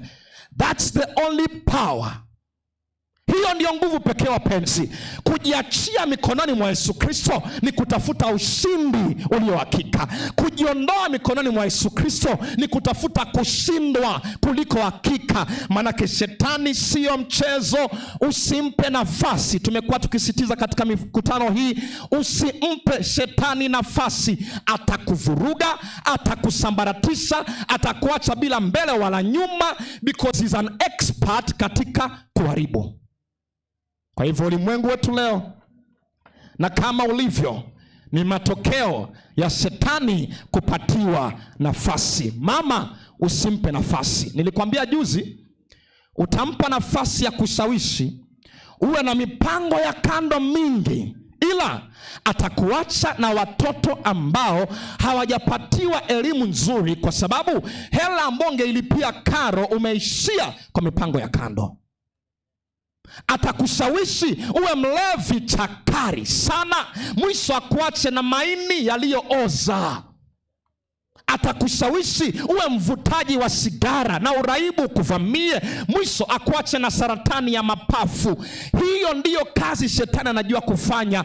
Usimpe Shetani nafasi. Usalama wetu, wasikilizaji wapendwa, hapa viwanjani, mtandaoni na kule madukani, usalama wetu ni tuyasalimishe maisha yetu kwa Yesu Kristo. Jamani, Bwana Yesu asifiwe. Hapo ndipo kuna usalama. Nje ni hatari kabisa. Lakini swali, ninapoelekea sehemu ya mwisho ya somo letu, ndiyo Shetani alianguka, sawa. Ndiyo aliingiza ulimwengu wetu katika dhambi, sawa. Ndiyo ulimwengu wetu hali yake leo ni kwa sababu ya hiyo, sawa. Swali ni, kama Mungu anatupenda hivi, kwa nini Mungu hafanyi kitu? Why isn't God doing something? Kama Mungu anatupenda hivi, kwa nini Mungu hafanyi kitu? Na nataka nikwambie, tayari Mungu amefanya kitu. Already God has done something. Mwanadamu alipoanguka katika shamba la Edeni, samahani, tamko ambalo Mungu alilipeana, Mwanzo 3:15. Soma Makenzi, lile somo letu la juzi, Mwanzo 3:15. Mungu alisemaje? Twende kwa upesi. Inasema sawa. nami nitaweka uadui kati yako na huyo mwanamke na kati ya uzao wako na uzao wake. Maliza. Huo utakuponda kichwa na wewe utamponda kisigino. Mungu akubariki. Sikiliza, pindi tu mwanadamu alipoanguka katika dhambi, Mungu alikuwa na suluhisho. Pindi tu mwanadamu alipoanguka katika dhambi, mkombozi alikuwepo. The Redeemer was present. Anasema yeye Yesu Kristo Masihi atakuja.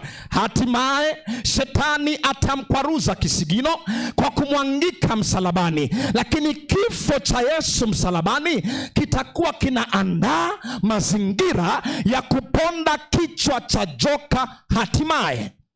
Kwa hivyo nauliza, ni kwa nini Mungu afanye kitu? Jibu ni Mungu tayari amefanya kitu kwa kifo cha Yesu msalabani, kwa kupigwa kwake, kwa kujeruhiwa kwake, kwa makovu aliyochukua. Isaya anasema sisi tumepona. Jamani, Bwana Yesu asifiwe. Tumepona. Kwa hivyo nauliza, mbona Mungu afanye kitu? Amefanya wapenzi. Alienda msalabani Kalvari Ijumaa, akaangikwa kifo cha aibu, akachukua mauti yaliyopaswa kuwa yetu, akazikwa kwenye kaburi lililoombwa. Mungu tayari amefanya kitu.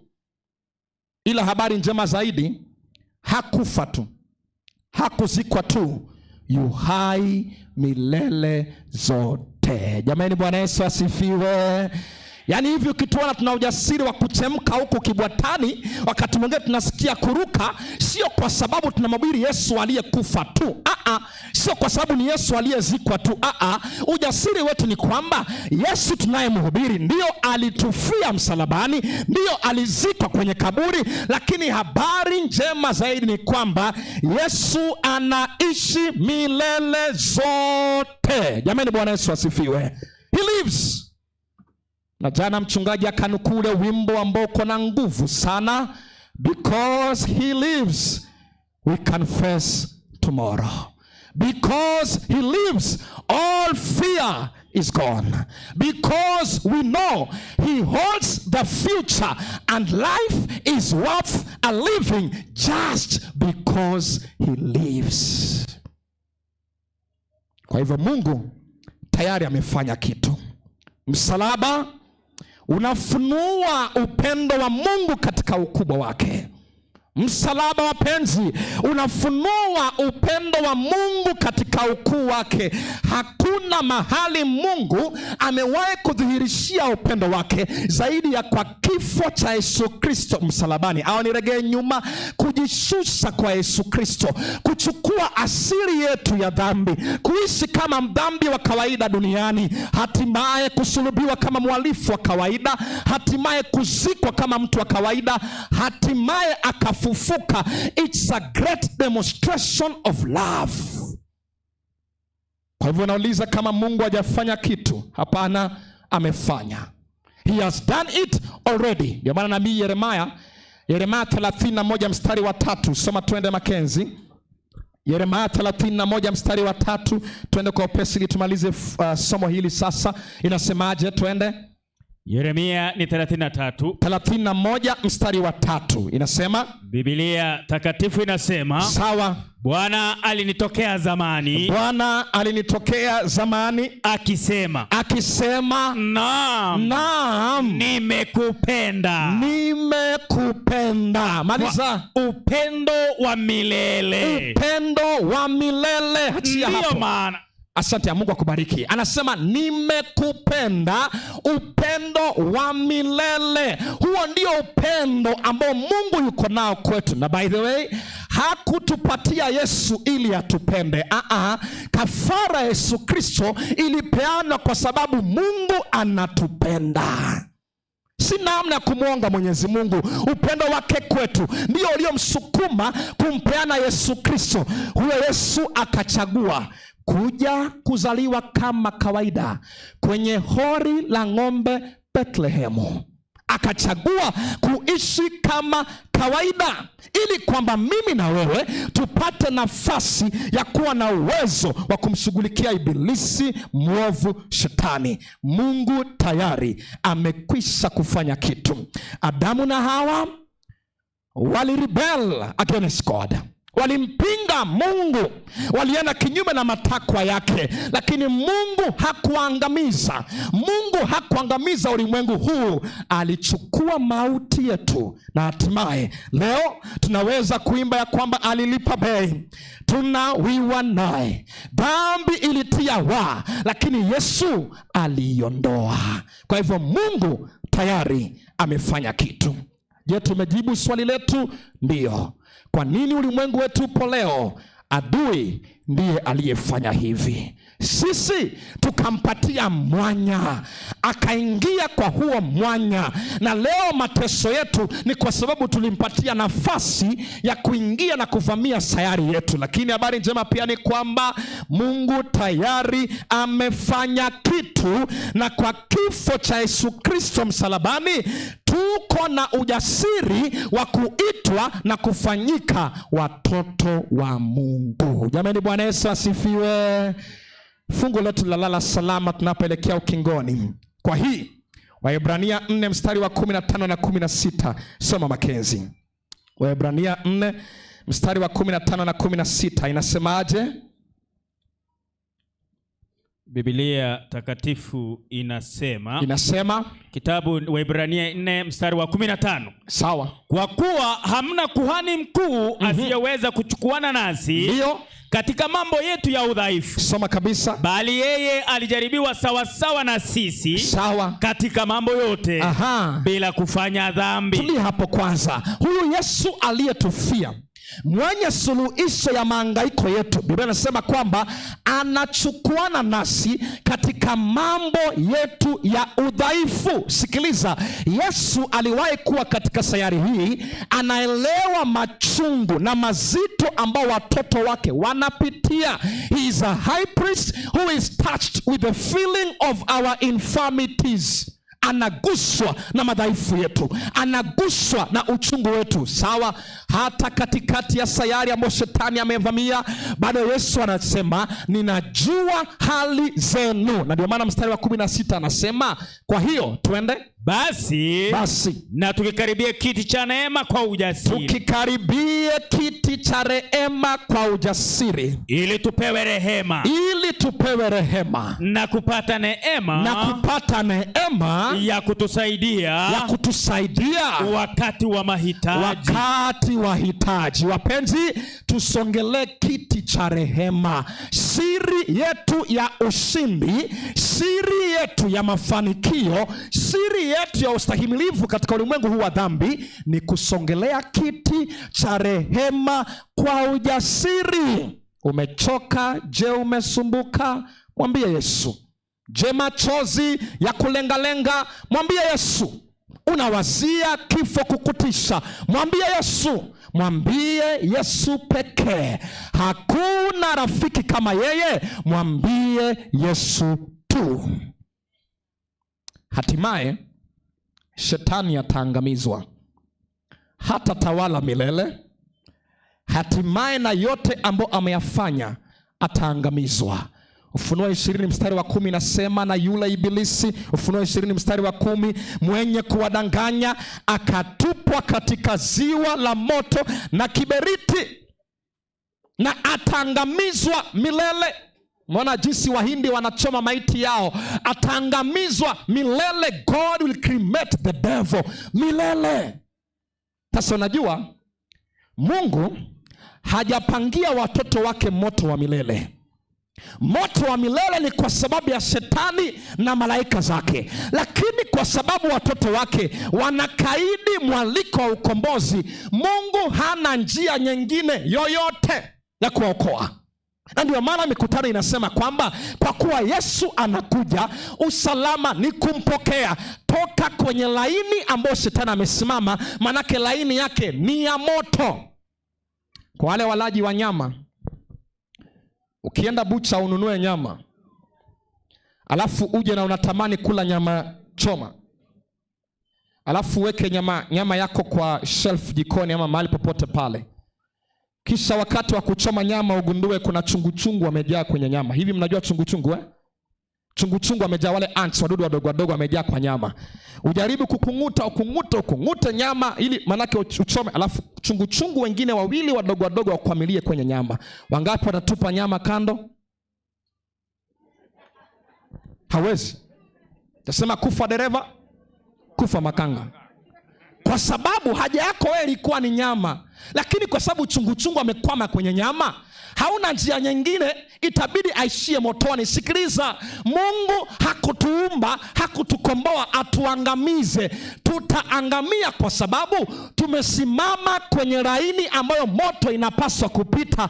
Tumekubali ushawishi wa ibilisi mwovu shetani, manake moto ni wake. Lakini jioni hii ya kipekee na kusihi, kwa sababu Yesu amekwisha kufa msalabani kwa niaba yetu, kwa sababu deni la dhambi limelipwa kikamilifu, kwa sababu anatuombea mbinguni mbele ya kiti chake cha enzi, tumpokee huyu Yesu. Jamani, Bwana Yesu asifiwe.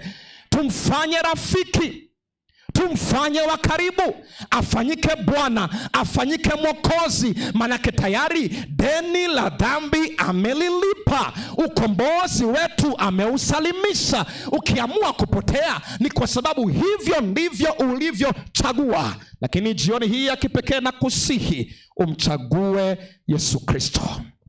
Ni kipi hicho kinavutia kwenye glasi ya pombe zaidi ya ukombozi wako? Ni kipi hicho kinavutia katika uzinzi zaidi ya Yesu aliyekufia msalabani? Ni kipi hicho kinavutia kwenye tamaa za ulimwengu zaidi ya Yesu anayekupenda upeo, akaacha barabara za dhahabu aje atembeza vumbi, akaacha taji la dhahabu linalong'aa sana aje avikwe taji ya miiba, akaacha mahali malaika wanamuinamia na kumsujudia aje atemewe mate kutukanwa? Ni kipi hicho kinavutia katika dhambi zaidi ya kuwa na upendo wa Yesu moyoni mwako? Jioni hii I present Jesus to you, na kupendekezea Yesu. Ukimpata, kama asemavyo mchungaji kila siku, umepata yote. Jamani, Bwana Yesu asifiwe. Mchague Yesu. Ukitaka uzima wa milele, yeye ndiye yuna uzima wa milele. Tunafunga jioni hii ya kipekee napompisha mchungaji Fadhili sasa anapokuja kuomba, ili kwamba tuhamishe somo la jioni hii ya kipekee. Lakini pia nikikusii kwa rehema za Yesu Kristo ukumbuke somo la jioni hii ya kipekee. Jitafakari. Je, umempa shetani nafasi katika maisha yako? Je, amekuhangaisha ya kutosha? Imetosha. Simba aliye wa kabila la Yuda akinguruma, shetani hawezi kucheza. Mungu na atubariki. Amen. Alilipa bei na wiwa naye, dhambi ilitiawa,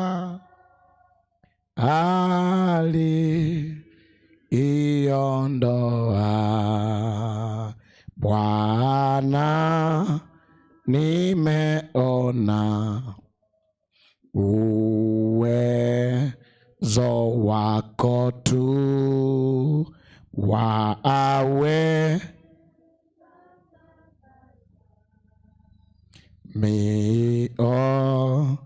mioyo michafu.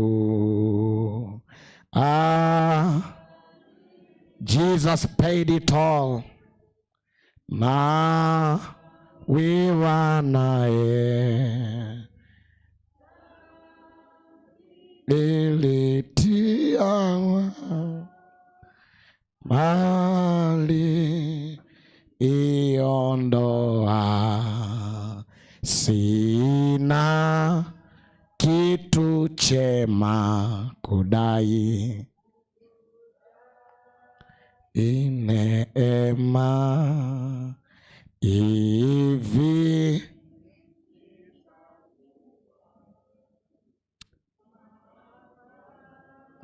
zikwa damu, dilipa bei na wiwa naye. dhambi ilitiawa,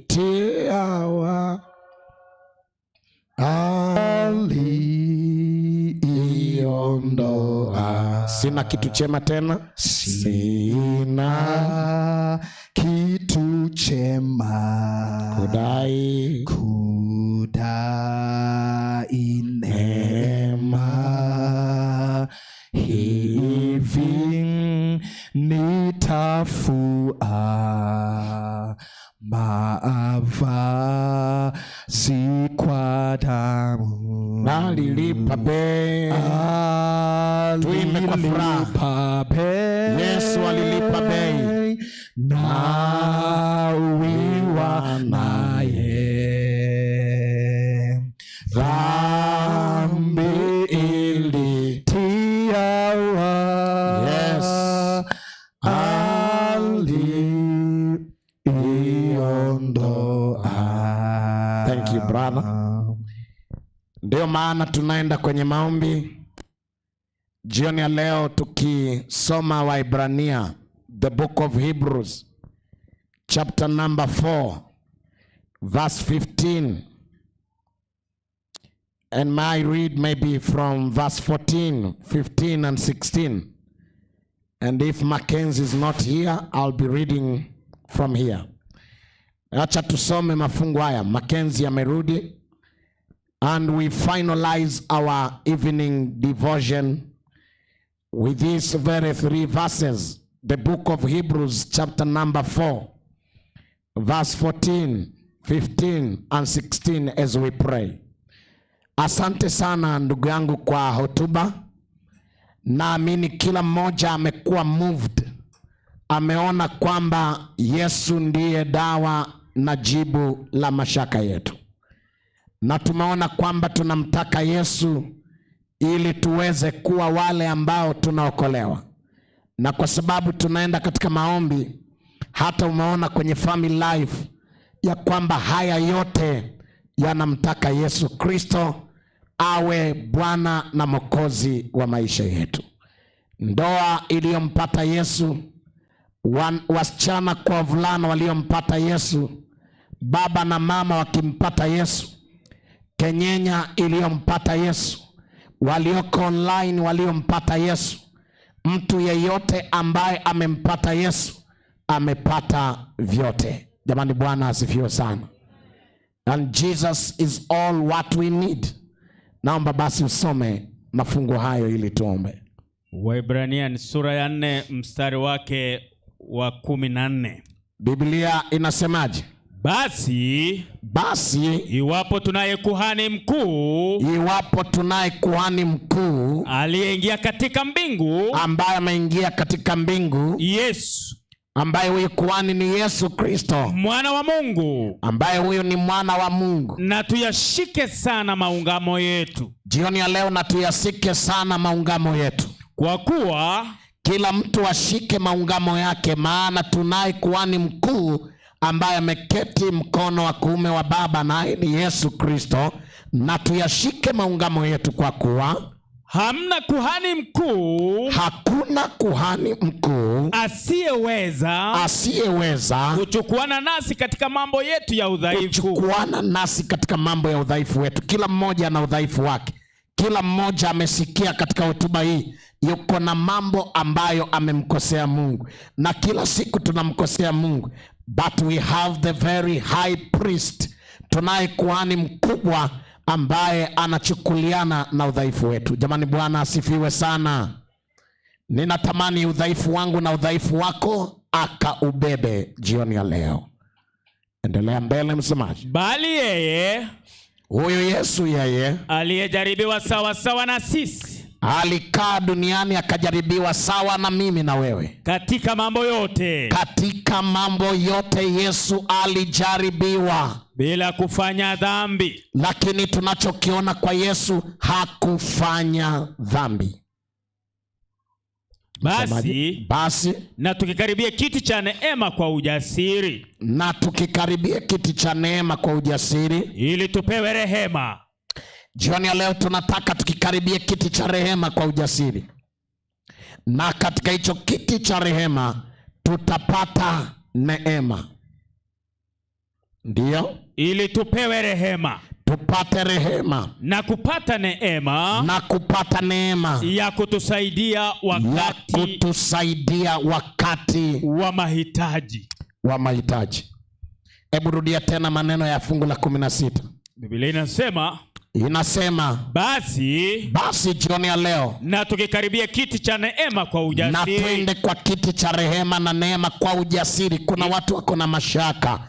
Yesu anataka tumkaribie kwa ujasiri ili tupewe rehema na kupata neema ya kutusaidia wakati wa mahitaji.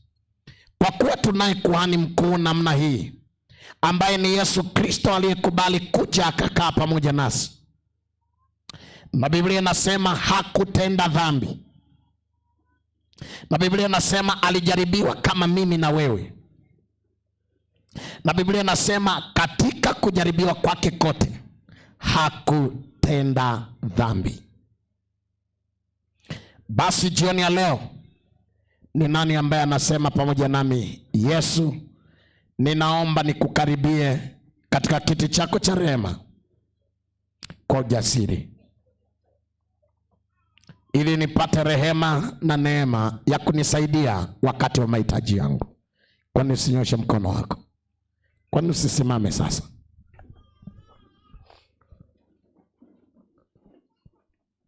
Ninajua kila mmoja yuko na mahitaji jioni ya leo.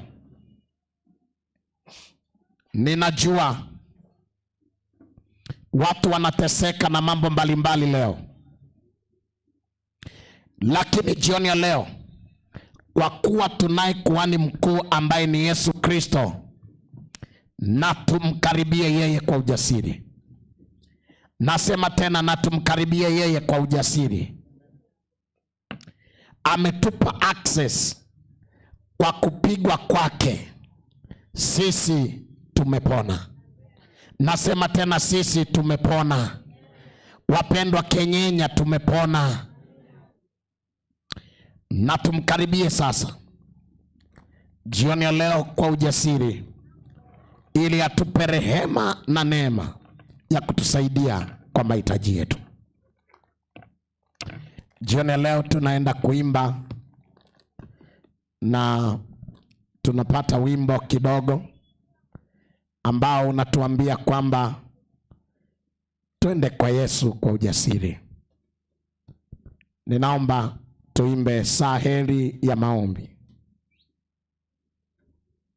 Kila mmoja ataimba kwa furaha, maana tunataka tumkaribie Yesu. Uliyeko mtandaoni, kwa ujasiri. Kwa nini? Tunataka atupe rehema na neema ya kutusaidia kwa mahitaji yetu. Waimbaji, karibuni tuimbe na kundi lote kwa nguvu.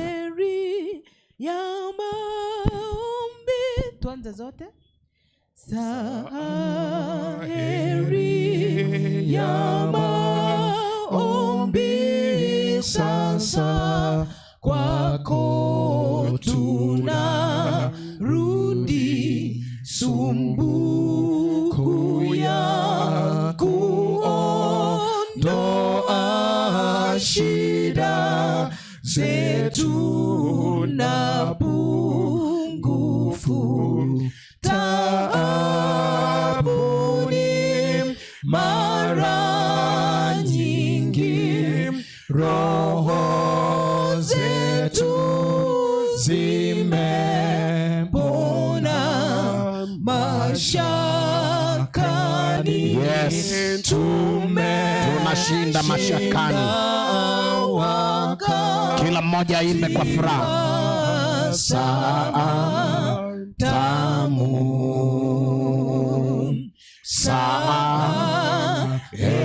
saheri ya maombi, tukikaribia kiti cha rehema ili tupate rehema na neema ya kutusaidia wakati wa mahitaji.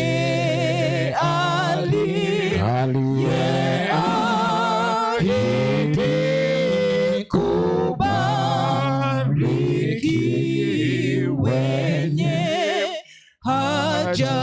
tulioko pande hii tunaweza kuchagua kutembea kufika hapa karibu ili tuje kuomba. You can just walk by ili tusogee karibu tu hivi ili tuende kwenye maombi. So mnaweza kutembea kuja mpaka hapa kwa speakers, mkatembea tu mpaka hapa kwa speakers ili tuombe wote kwa pamoja. Tulioko huku tutatulia, lakini kule tutakuja na kule tutakuja. Tamu saheri ya maombi tutazidi kuingia bomani mwetu na ngome hata tuishapo mwendo. Yesu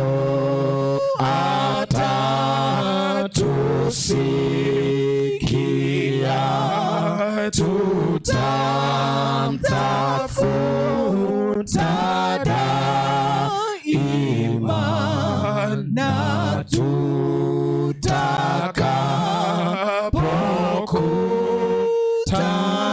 tutakapokutana tutamwona saa tamu. Wapendwa, tunaenda kwenye maombi, lakini tumeambiwa kwamba jioni ya leo nilikuwa tunajaribu kuweka namna ya kumaliza hotuba hii, ya kwamba kwa kuwa tunaye kuhani mkubwa wa namna hii, Yesu Kristo aliyekufa ili mimi na wewe tuokolewe. Ndiyo maana Biblia inatuambia basi na tukikaribia hicho kiti cha rehema kwa ujasiri. Jamani, Bwana asifiwe sana. Ili tupate rehema na neema. Na hiyo rehema na neema itatusaidia nini? Biblia imesema ya kutusaidia wakati wa mahitaji yetu. Na sijajua kwamba umebeba hitaji gani. Wewe ndiye unajua vile umekuja kwa crusade leo, lakini huenda umebeba hitaji fulani ambalo ni kubwa katika maisha yako. Namuomba Bwana akupe rehema na neema. Namuomba Bwana akupe rehema na neema. Amina. Kwa sababu leo pia tutaweza kufanya vile tumefanya. Nimeona watu wameandika majina. Tuna watu zaidi ya 100 wengine ambao wameshaandika majina yao. Unaweza kuchagua jioni ya leo ukaandika jina lako na ukaliandika tena vizuri, kwa wale ambao tuliwatangaza hapa kwamba ndio wanaandika majina. But you can also see your PM ama church elder yeyote, ama ukawaona hawa ambao wako hapa front line ukaandika majina yako, ama ukamwambia rafiki yako wa karibu ya kwamba natamani kubatizwa na ninajua kwamba umati mkubwa wa watu watabatizwa. Na kwa sababu hiyo labda niseme tukipekee kwamba leo tena tutaandika majina yetu kwa wale watu ambao wako kwa ajili ya uandishi. Hebu nione kama wako hapa. And so my brother, can you come here again? Do we have anyone else? Labda unaweza ukaja hapa tena ili watu wakuone. Leo ni siku nyingine. Tunashukuru sana kwa Family Life. Tunashukuru sana kwa Bible study ambayo imechanganya kidogo na sermon. Tunaweza kufanya mahubiri hayo tena kesho kwa sababu ya time. Na ndio maana leo nataka niombe pamoja nawe. Kwa hiyo rafiki yetu huyu amekuwa akiandika majina sambamba na wengine, na yeye ndiye ambaye yuko hapa na majina 110. Hebu tuseme amen. Jamani, Bwana asifiwe. Amen. Kwa hiyo hapa tuna majina 110. Natamani leo tena wala Mungu angalie hawa 110 ambao tayari wamejitoa. Ana shida na moyo mmoja wa ambaye bado hajajitoa. Huyo ndiye ambaye anamtaka. Huyo ndiye ambaye anamhitaji. Jamani, Bwana asifiwe sana. Amen. Na huku Kenya tunasema mapema ndio best. Jamani, Bwana asifiwe sana. Unaweza ukasema tuko na 2 weeks, lakini nilikuambia maisha haya 2 weeks bado ni nyingi kama utadelay na utafanya maamuzi yako mapema.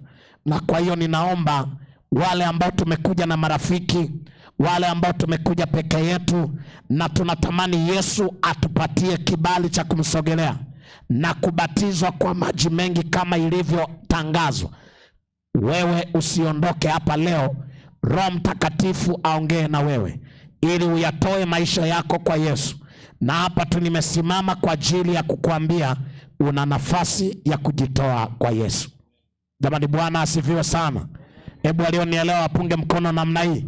Bwana asifiwe sana. Tunatarajia kubatiza hundreds and hundreds Sabato.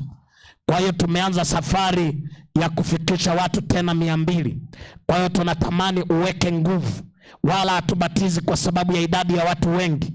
Tunabatiza kwa sababu watu wanampokea Yesu anayekuja mara ya pili. Jamani, Bwana asifiwe sana. Yesu anakuja tena. Kwa hiyo nenda ukaorganize, wewe na vijana wako, wewe na marafiki zako, wewe na mandugu zako, wale ambao wamerudi nyuma kwa muda mrefu, maana Jumamosi tutakuwa na ubatizo mkubwa sana. Jamani, haleluya. Ngoja niwaibie siri kidogo kabla hatujaomba. Wageni wetu kutoka Marekani nimewaona wakiwa ndani ya gari, wameshachukuliwa kwa airport. Sasa wamekaribia, na huenda hivi ninavyoongea watakuwa Camel Hotel. Na kwa hiyo kuanzia kesho wageni wetu watakuwa hapa uwanjani. Si tuseme amen? Jamani, si tuseme amen? Kama wamesafiri all the way na Bwana amewaleta hapa, jina la Bwana na litukuzwe sana. Kwa hiyo sasa hivi wako Kenya na wanakula, wameshaanza kufikiria huenda kuvuta hii pumzi, na tutawapea managu, tutawapea kila kitu, na lazima wasiondoke kabla wajala obokima boburi, ndio wajue kwamba tumefika Kenya na Kisii. Jamani, Bwana asifiwe. Yaani Bwana asifiwe.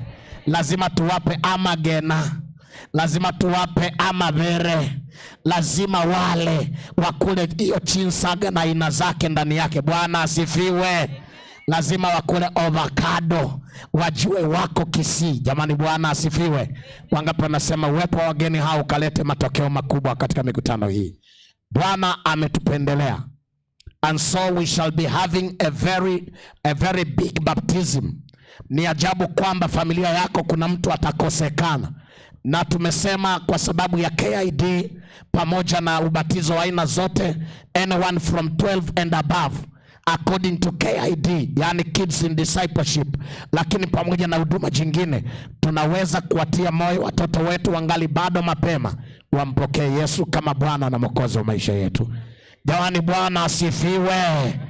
Ka encourage youth, ka encourage children department, ka encourage wanawake kwa wanaume na kila mtu aliye backslide. Ninatangaza tu hivi kabla tujaingia kwenye maombi, fanya hima walete watu kwa Yesu.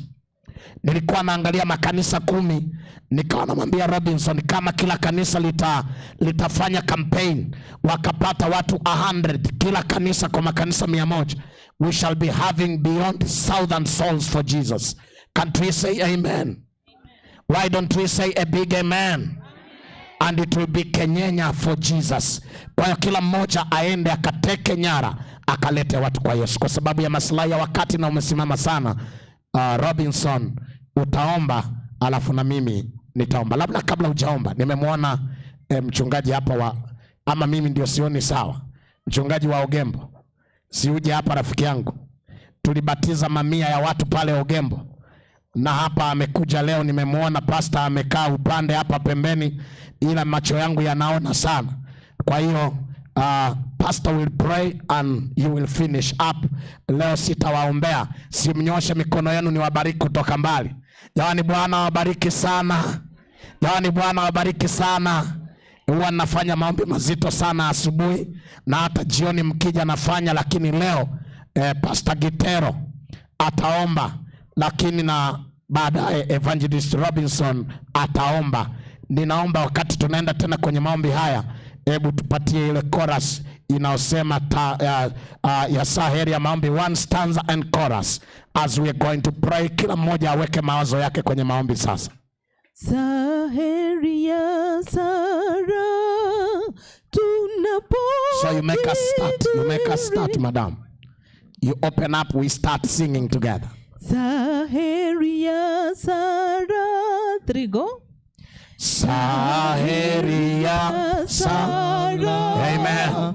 Tunapojidhiri Kama tukija kwake Yesu rafiki, tukiwa na imani kwamba yu mlinzi na waliochoka sana watapata raha.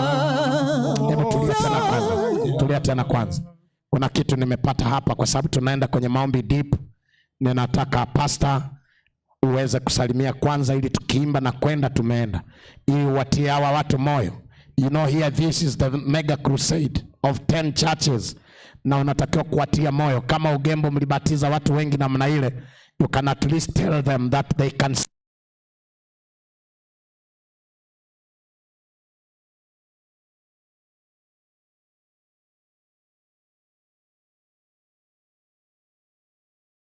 Bwana Yesu apewe sifa. Huyu ni mchungaji Kevin Oyaro.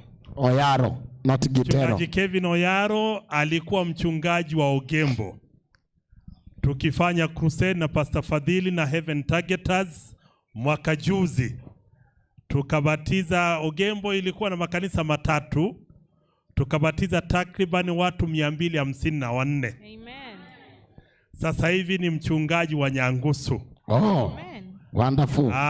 Pastor Fadhili ni rafiki wa dhati, ni rafiki wa siku nyingi. Nimepata habari hizi jana ya kwamba yuko hapa na Heaven Targeters. Basi nikasema nami lazima nijumuike pamoja nanyi. Jambo hili ambalo anazidi kusisitiza ni kwamba hebu mtafute mmoja, mtafute wawili. Hebu angalia pembeni pale nyumbani kwako, kuna ndugu na jamaa, rafiki yako ambaye mnafanya naye biashara. Hebu mlete katika mikutano hii ya Injili ili sote kwa pamoja tupate kubarikiwa. Mungu na atubariki. Amen. Mchungaji Kelvin ana Kiswahili cha Mwanza, Tanzania. Kwa hiyo tumpe amina tena. Amina. Pastor, kumbe umehamishwa kwa district, tutaongea zaidi. Bwana akubariki sana. Wangapi wamepokea salamu zake? Na tunasema give me Kenyenya or I die. Jesus is coming soon. Bwana asifiwe sana. Nenda ukafanye hivyo. Sasa tuwekee verse 1. Hiyo verse 1 na stanza yake amini ya kwanza na chorus. Alafu tuombe sasa. Tuombe sasa. Saheri ya Sara. 3 go. Tuimbe kwa nguvu. Saheri ya Sara. Ni saheri ya Sara. Tunapojidhiri kama tukija kwake Yesu rafiki, tukiwa na imani kwamba yu mlinzi na waliochoka sana watapata raha. Saya sana iliyo heri waliochoka sana watapata raha. Saya sana Iliyo heri. iliyo heri waliochoka sana watapata. Tufunge macho tunapoimba chorus. Close your eyes. Saya sala iliyo heri waliochoka haraka sana, wote watapata raha sasa ya sala hiyo iliyo Bwana akupe raha, Bwana akupe raha, Bwana akupe raha, upewe raha jioni.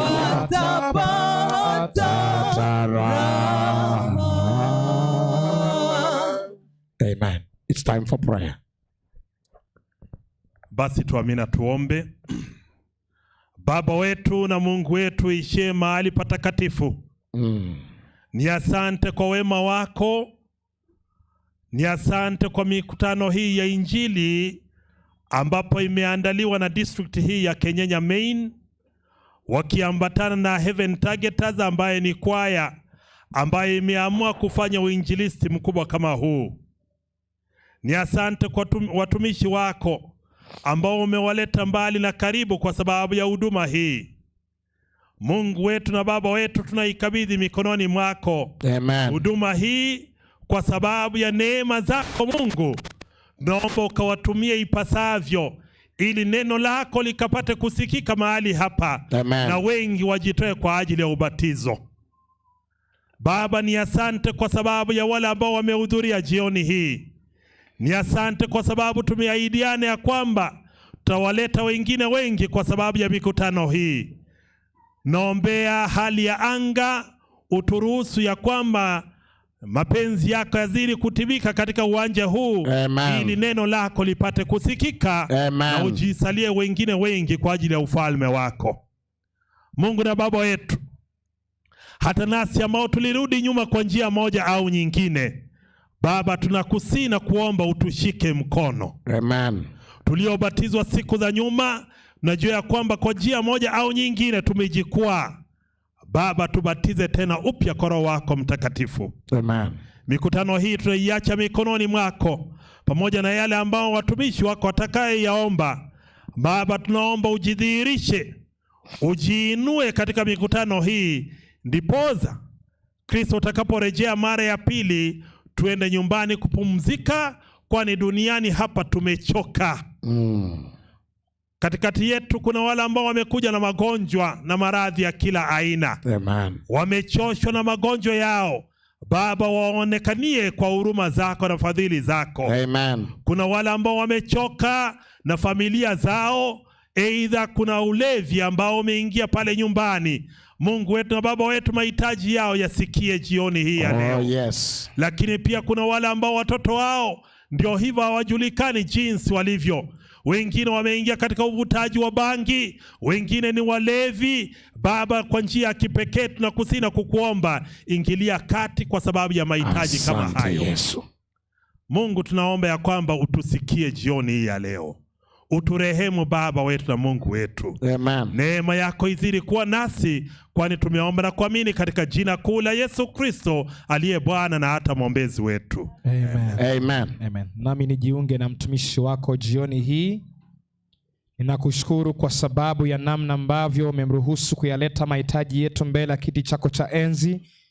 Na Mungu wetu, sasa tutokapo, tunakusia kwamba ukatuzingire na wingu wa pendo lako la dhati. Amen. Yeyote ambaye alikuja kwenye mkutano akiwa anahisi kupondeka moyo kwa sababu neno lako limesoma ya kwamba tuna kuhani anayeweza kuchukuana nasi katika mambo yetu ya kiudhaifu, Bwana, tunasia kwamba tuwe na ujasiri wa kukisogelea kiti cha rehema kwa ujasiri. Amen. Tuondoke na ujasiri kwa Mungu anayeweza.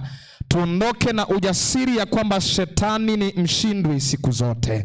Tuondoke na ujasiri ya kwamba wewe utasalia kuwa Mungu wetu, nasi tukishirikiana na kukuamini utatupatia uwezo wa kufanyika watoto wako. Hallelujah. Kwa sababu watoto wako wamekuwa wavumilivu, hata mawingu ya kitanda, hata manyunyu ya kishuka, bado wamekuwa wapole kusikia neno lako na kusubiri hadi vikao vikamilishe. Bwana, tunakusihi ubariki kila mmoja wao na baraka zitokazo kwako Bwana.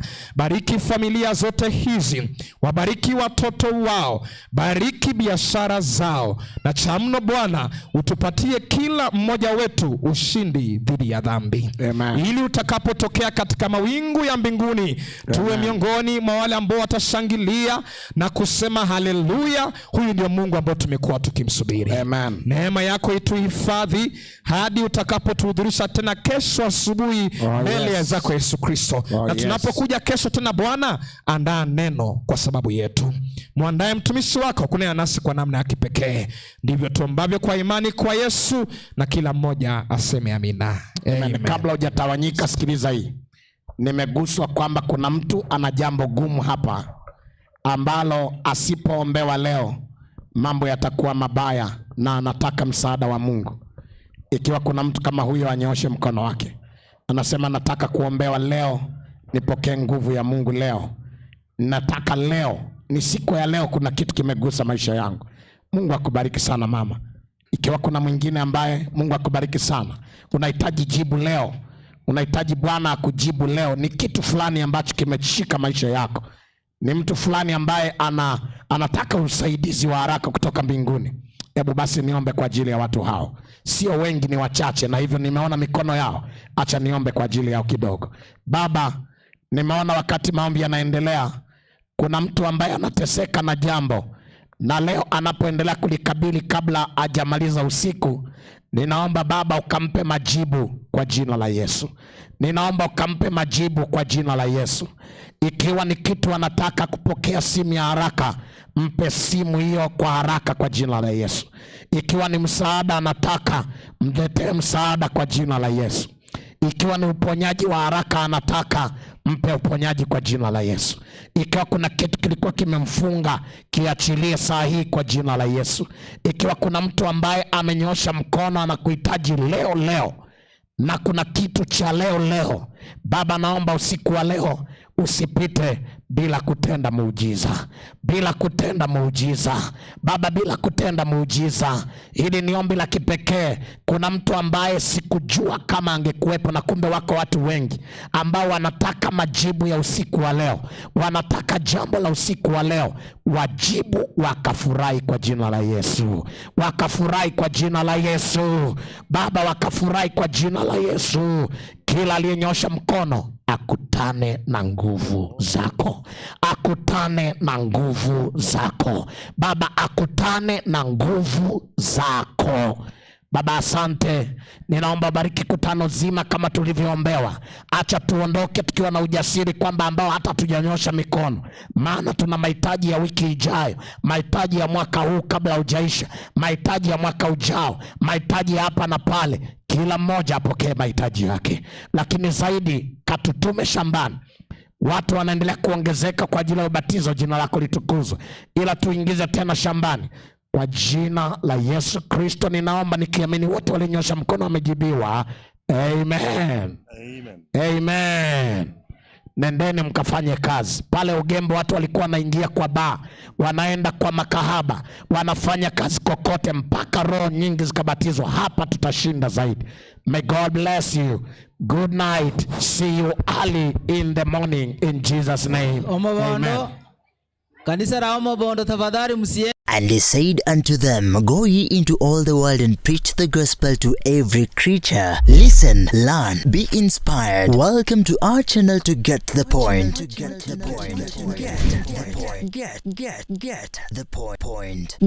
the point. Take a step forward. We are thrilled to bring our vibrant worship direct to you. Join us online for heartfelt worship, inspiring sermons, and reaching fellowship. Connect our community as we celebrate faith, love, unity, and grow together in spirit. Stay connected by following us on our social media accounts. Get the Point on YouTube, Get the Point on Facebook, and follow us on TikTok at Get the Point and Instagram Get the Point Media. Uniform mutaitebachebeke Children Ministry on the siku ya Sabato.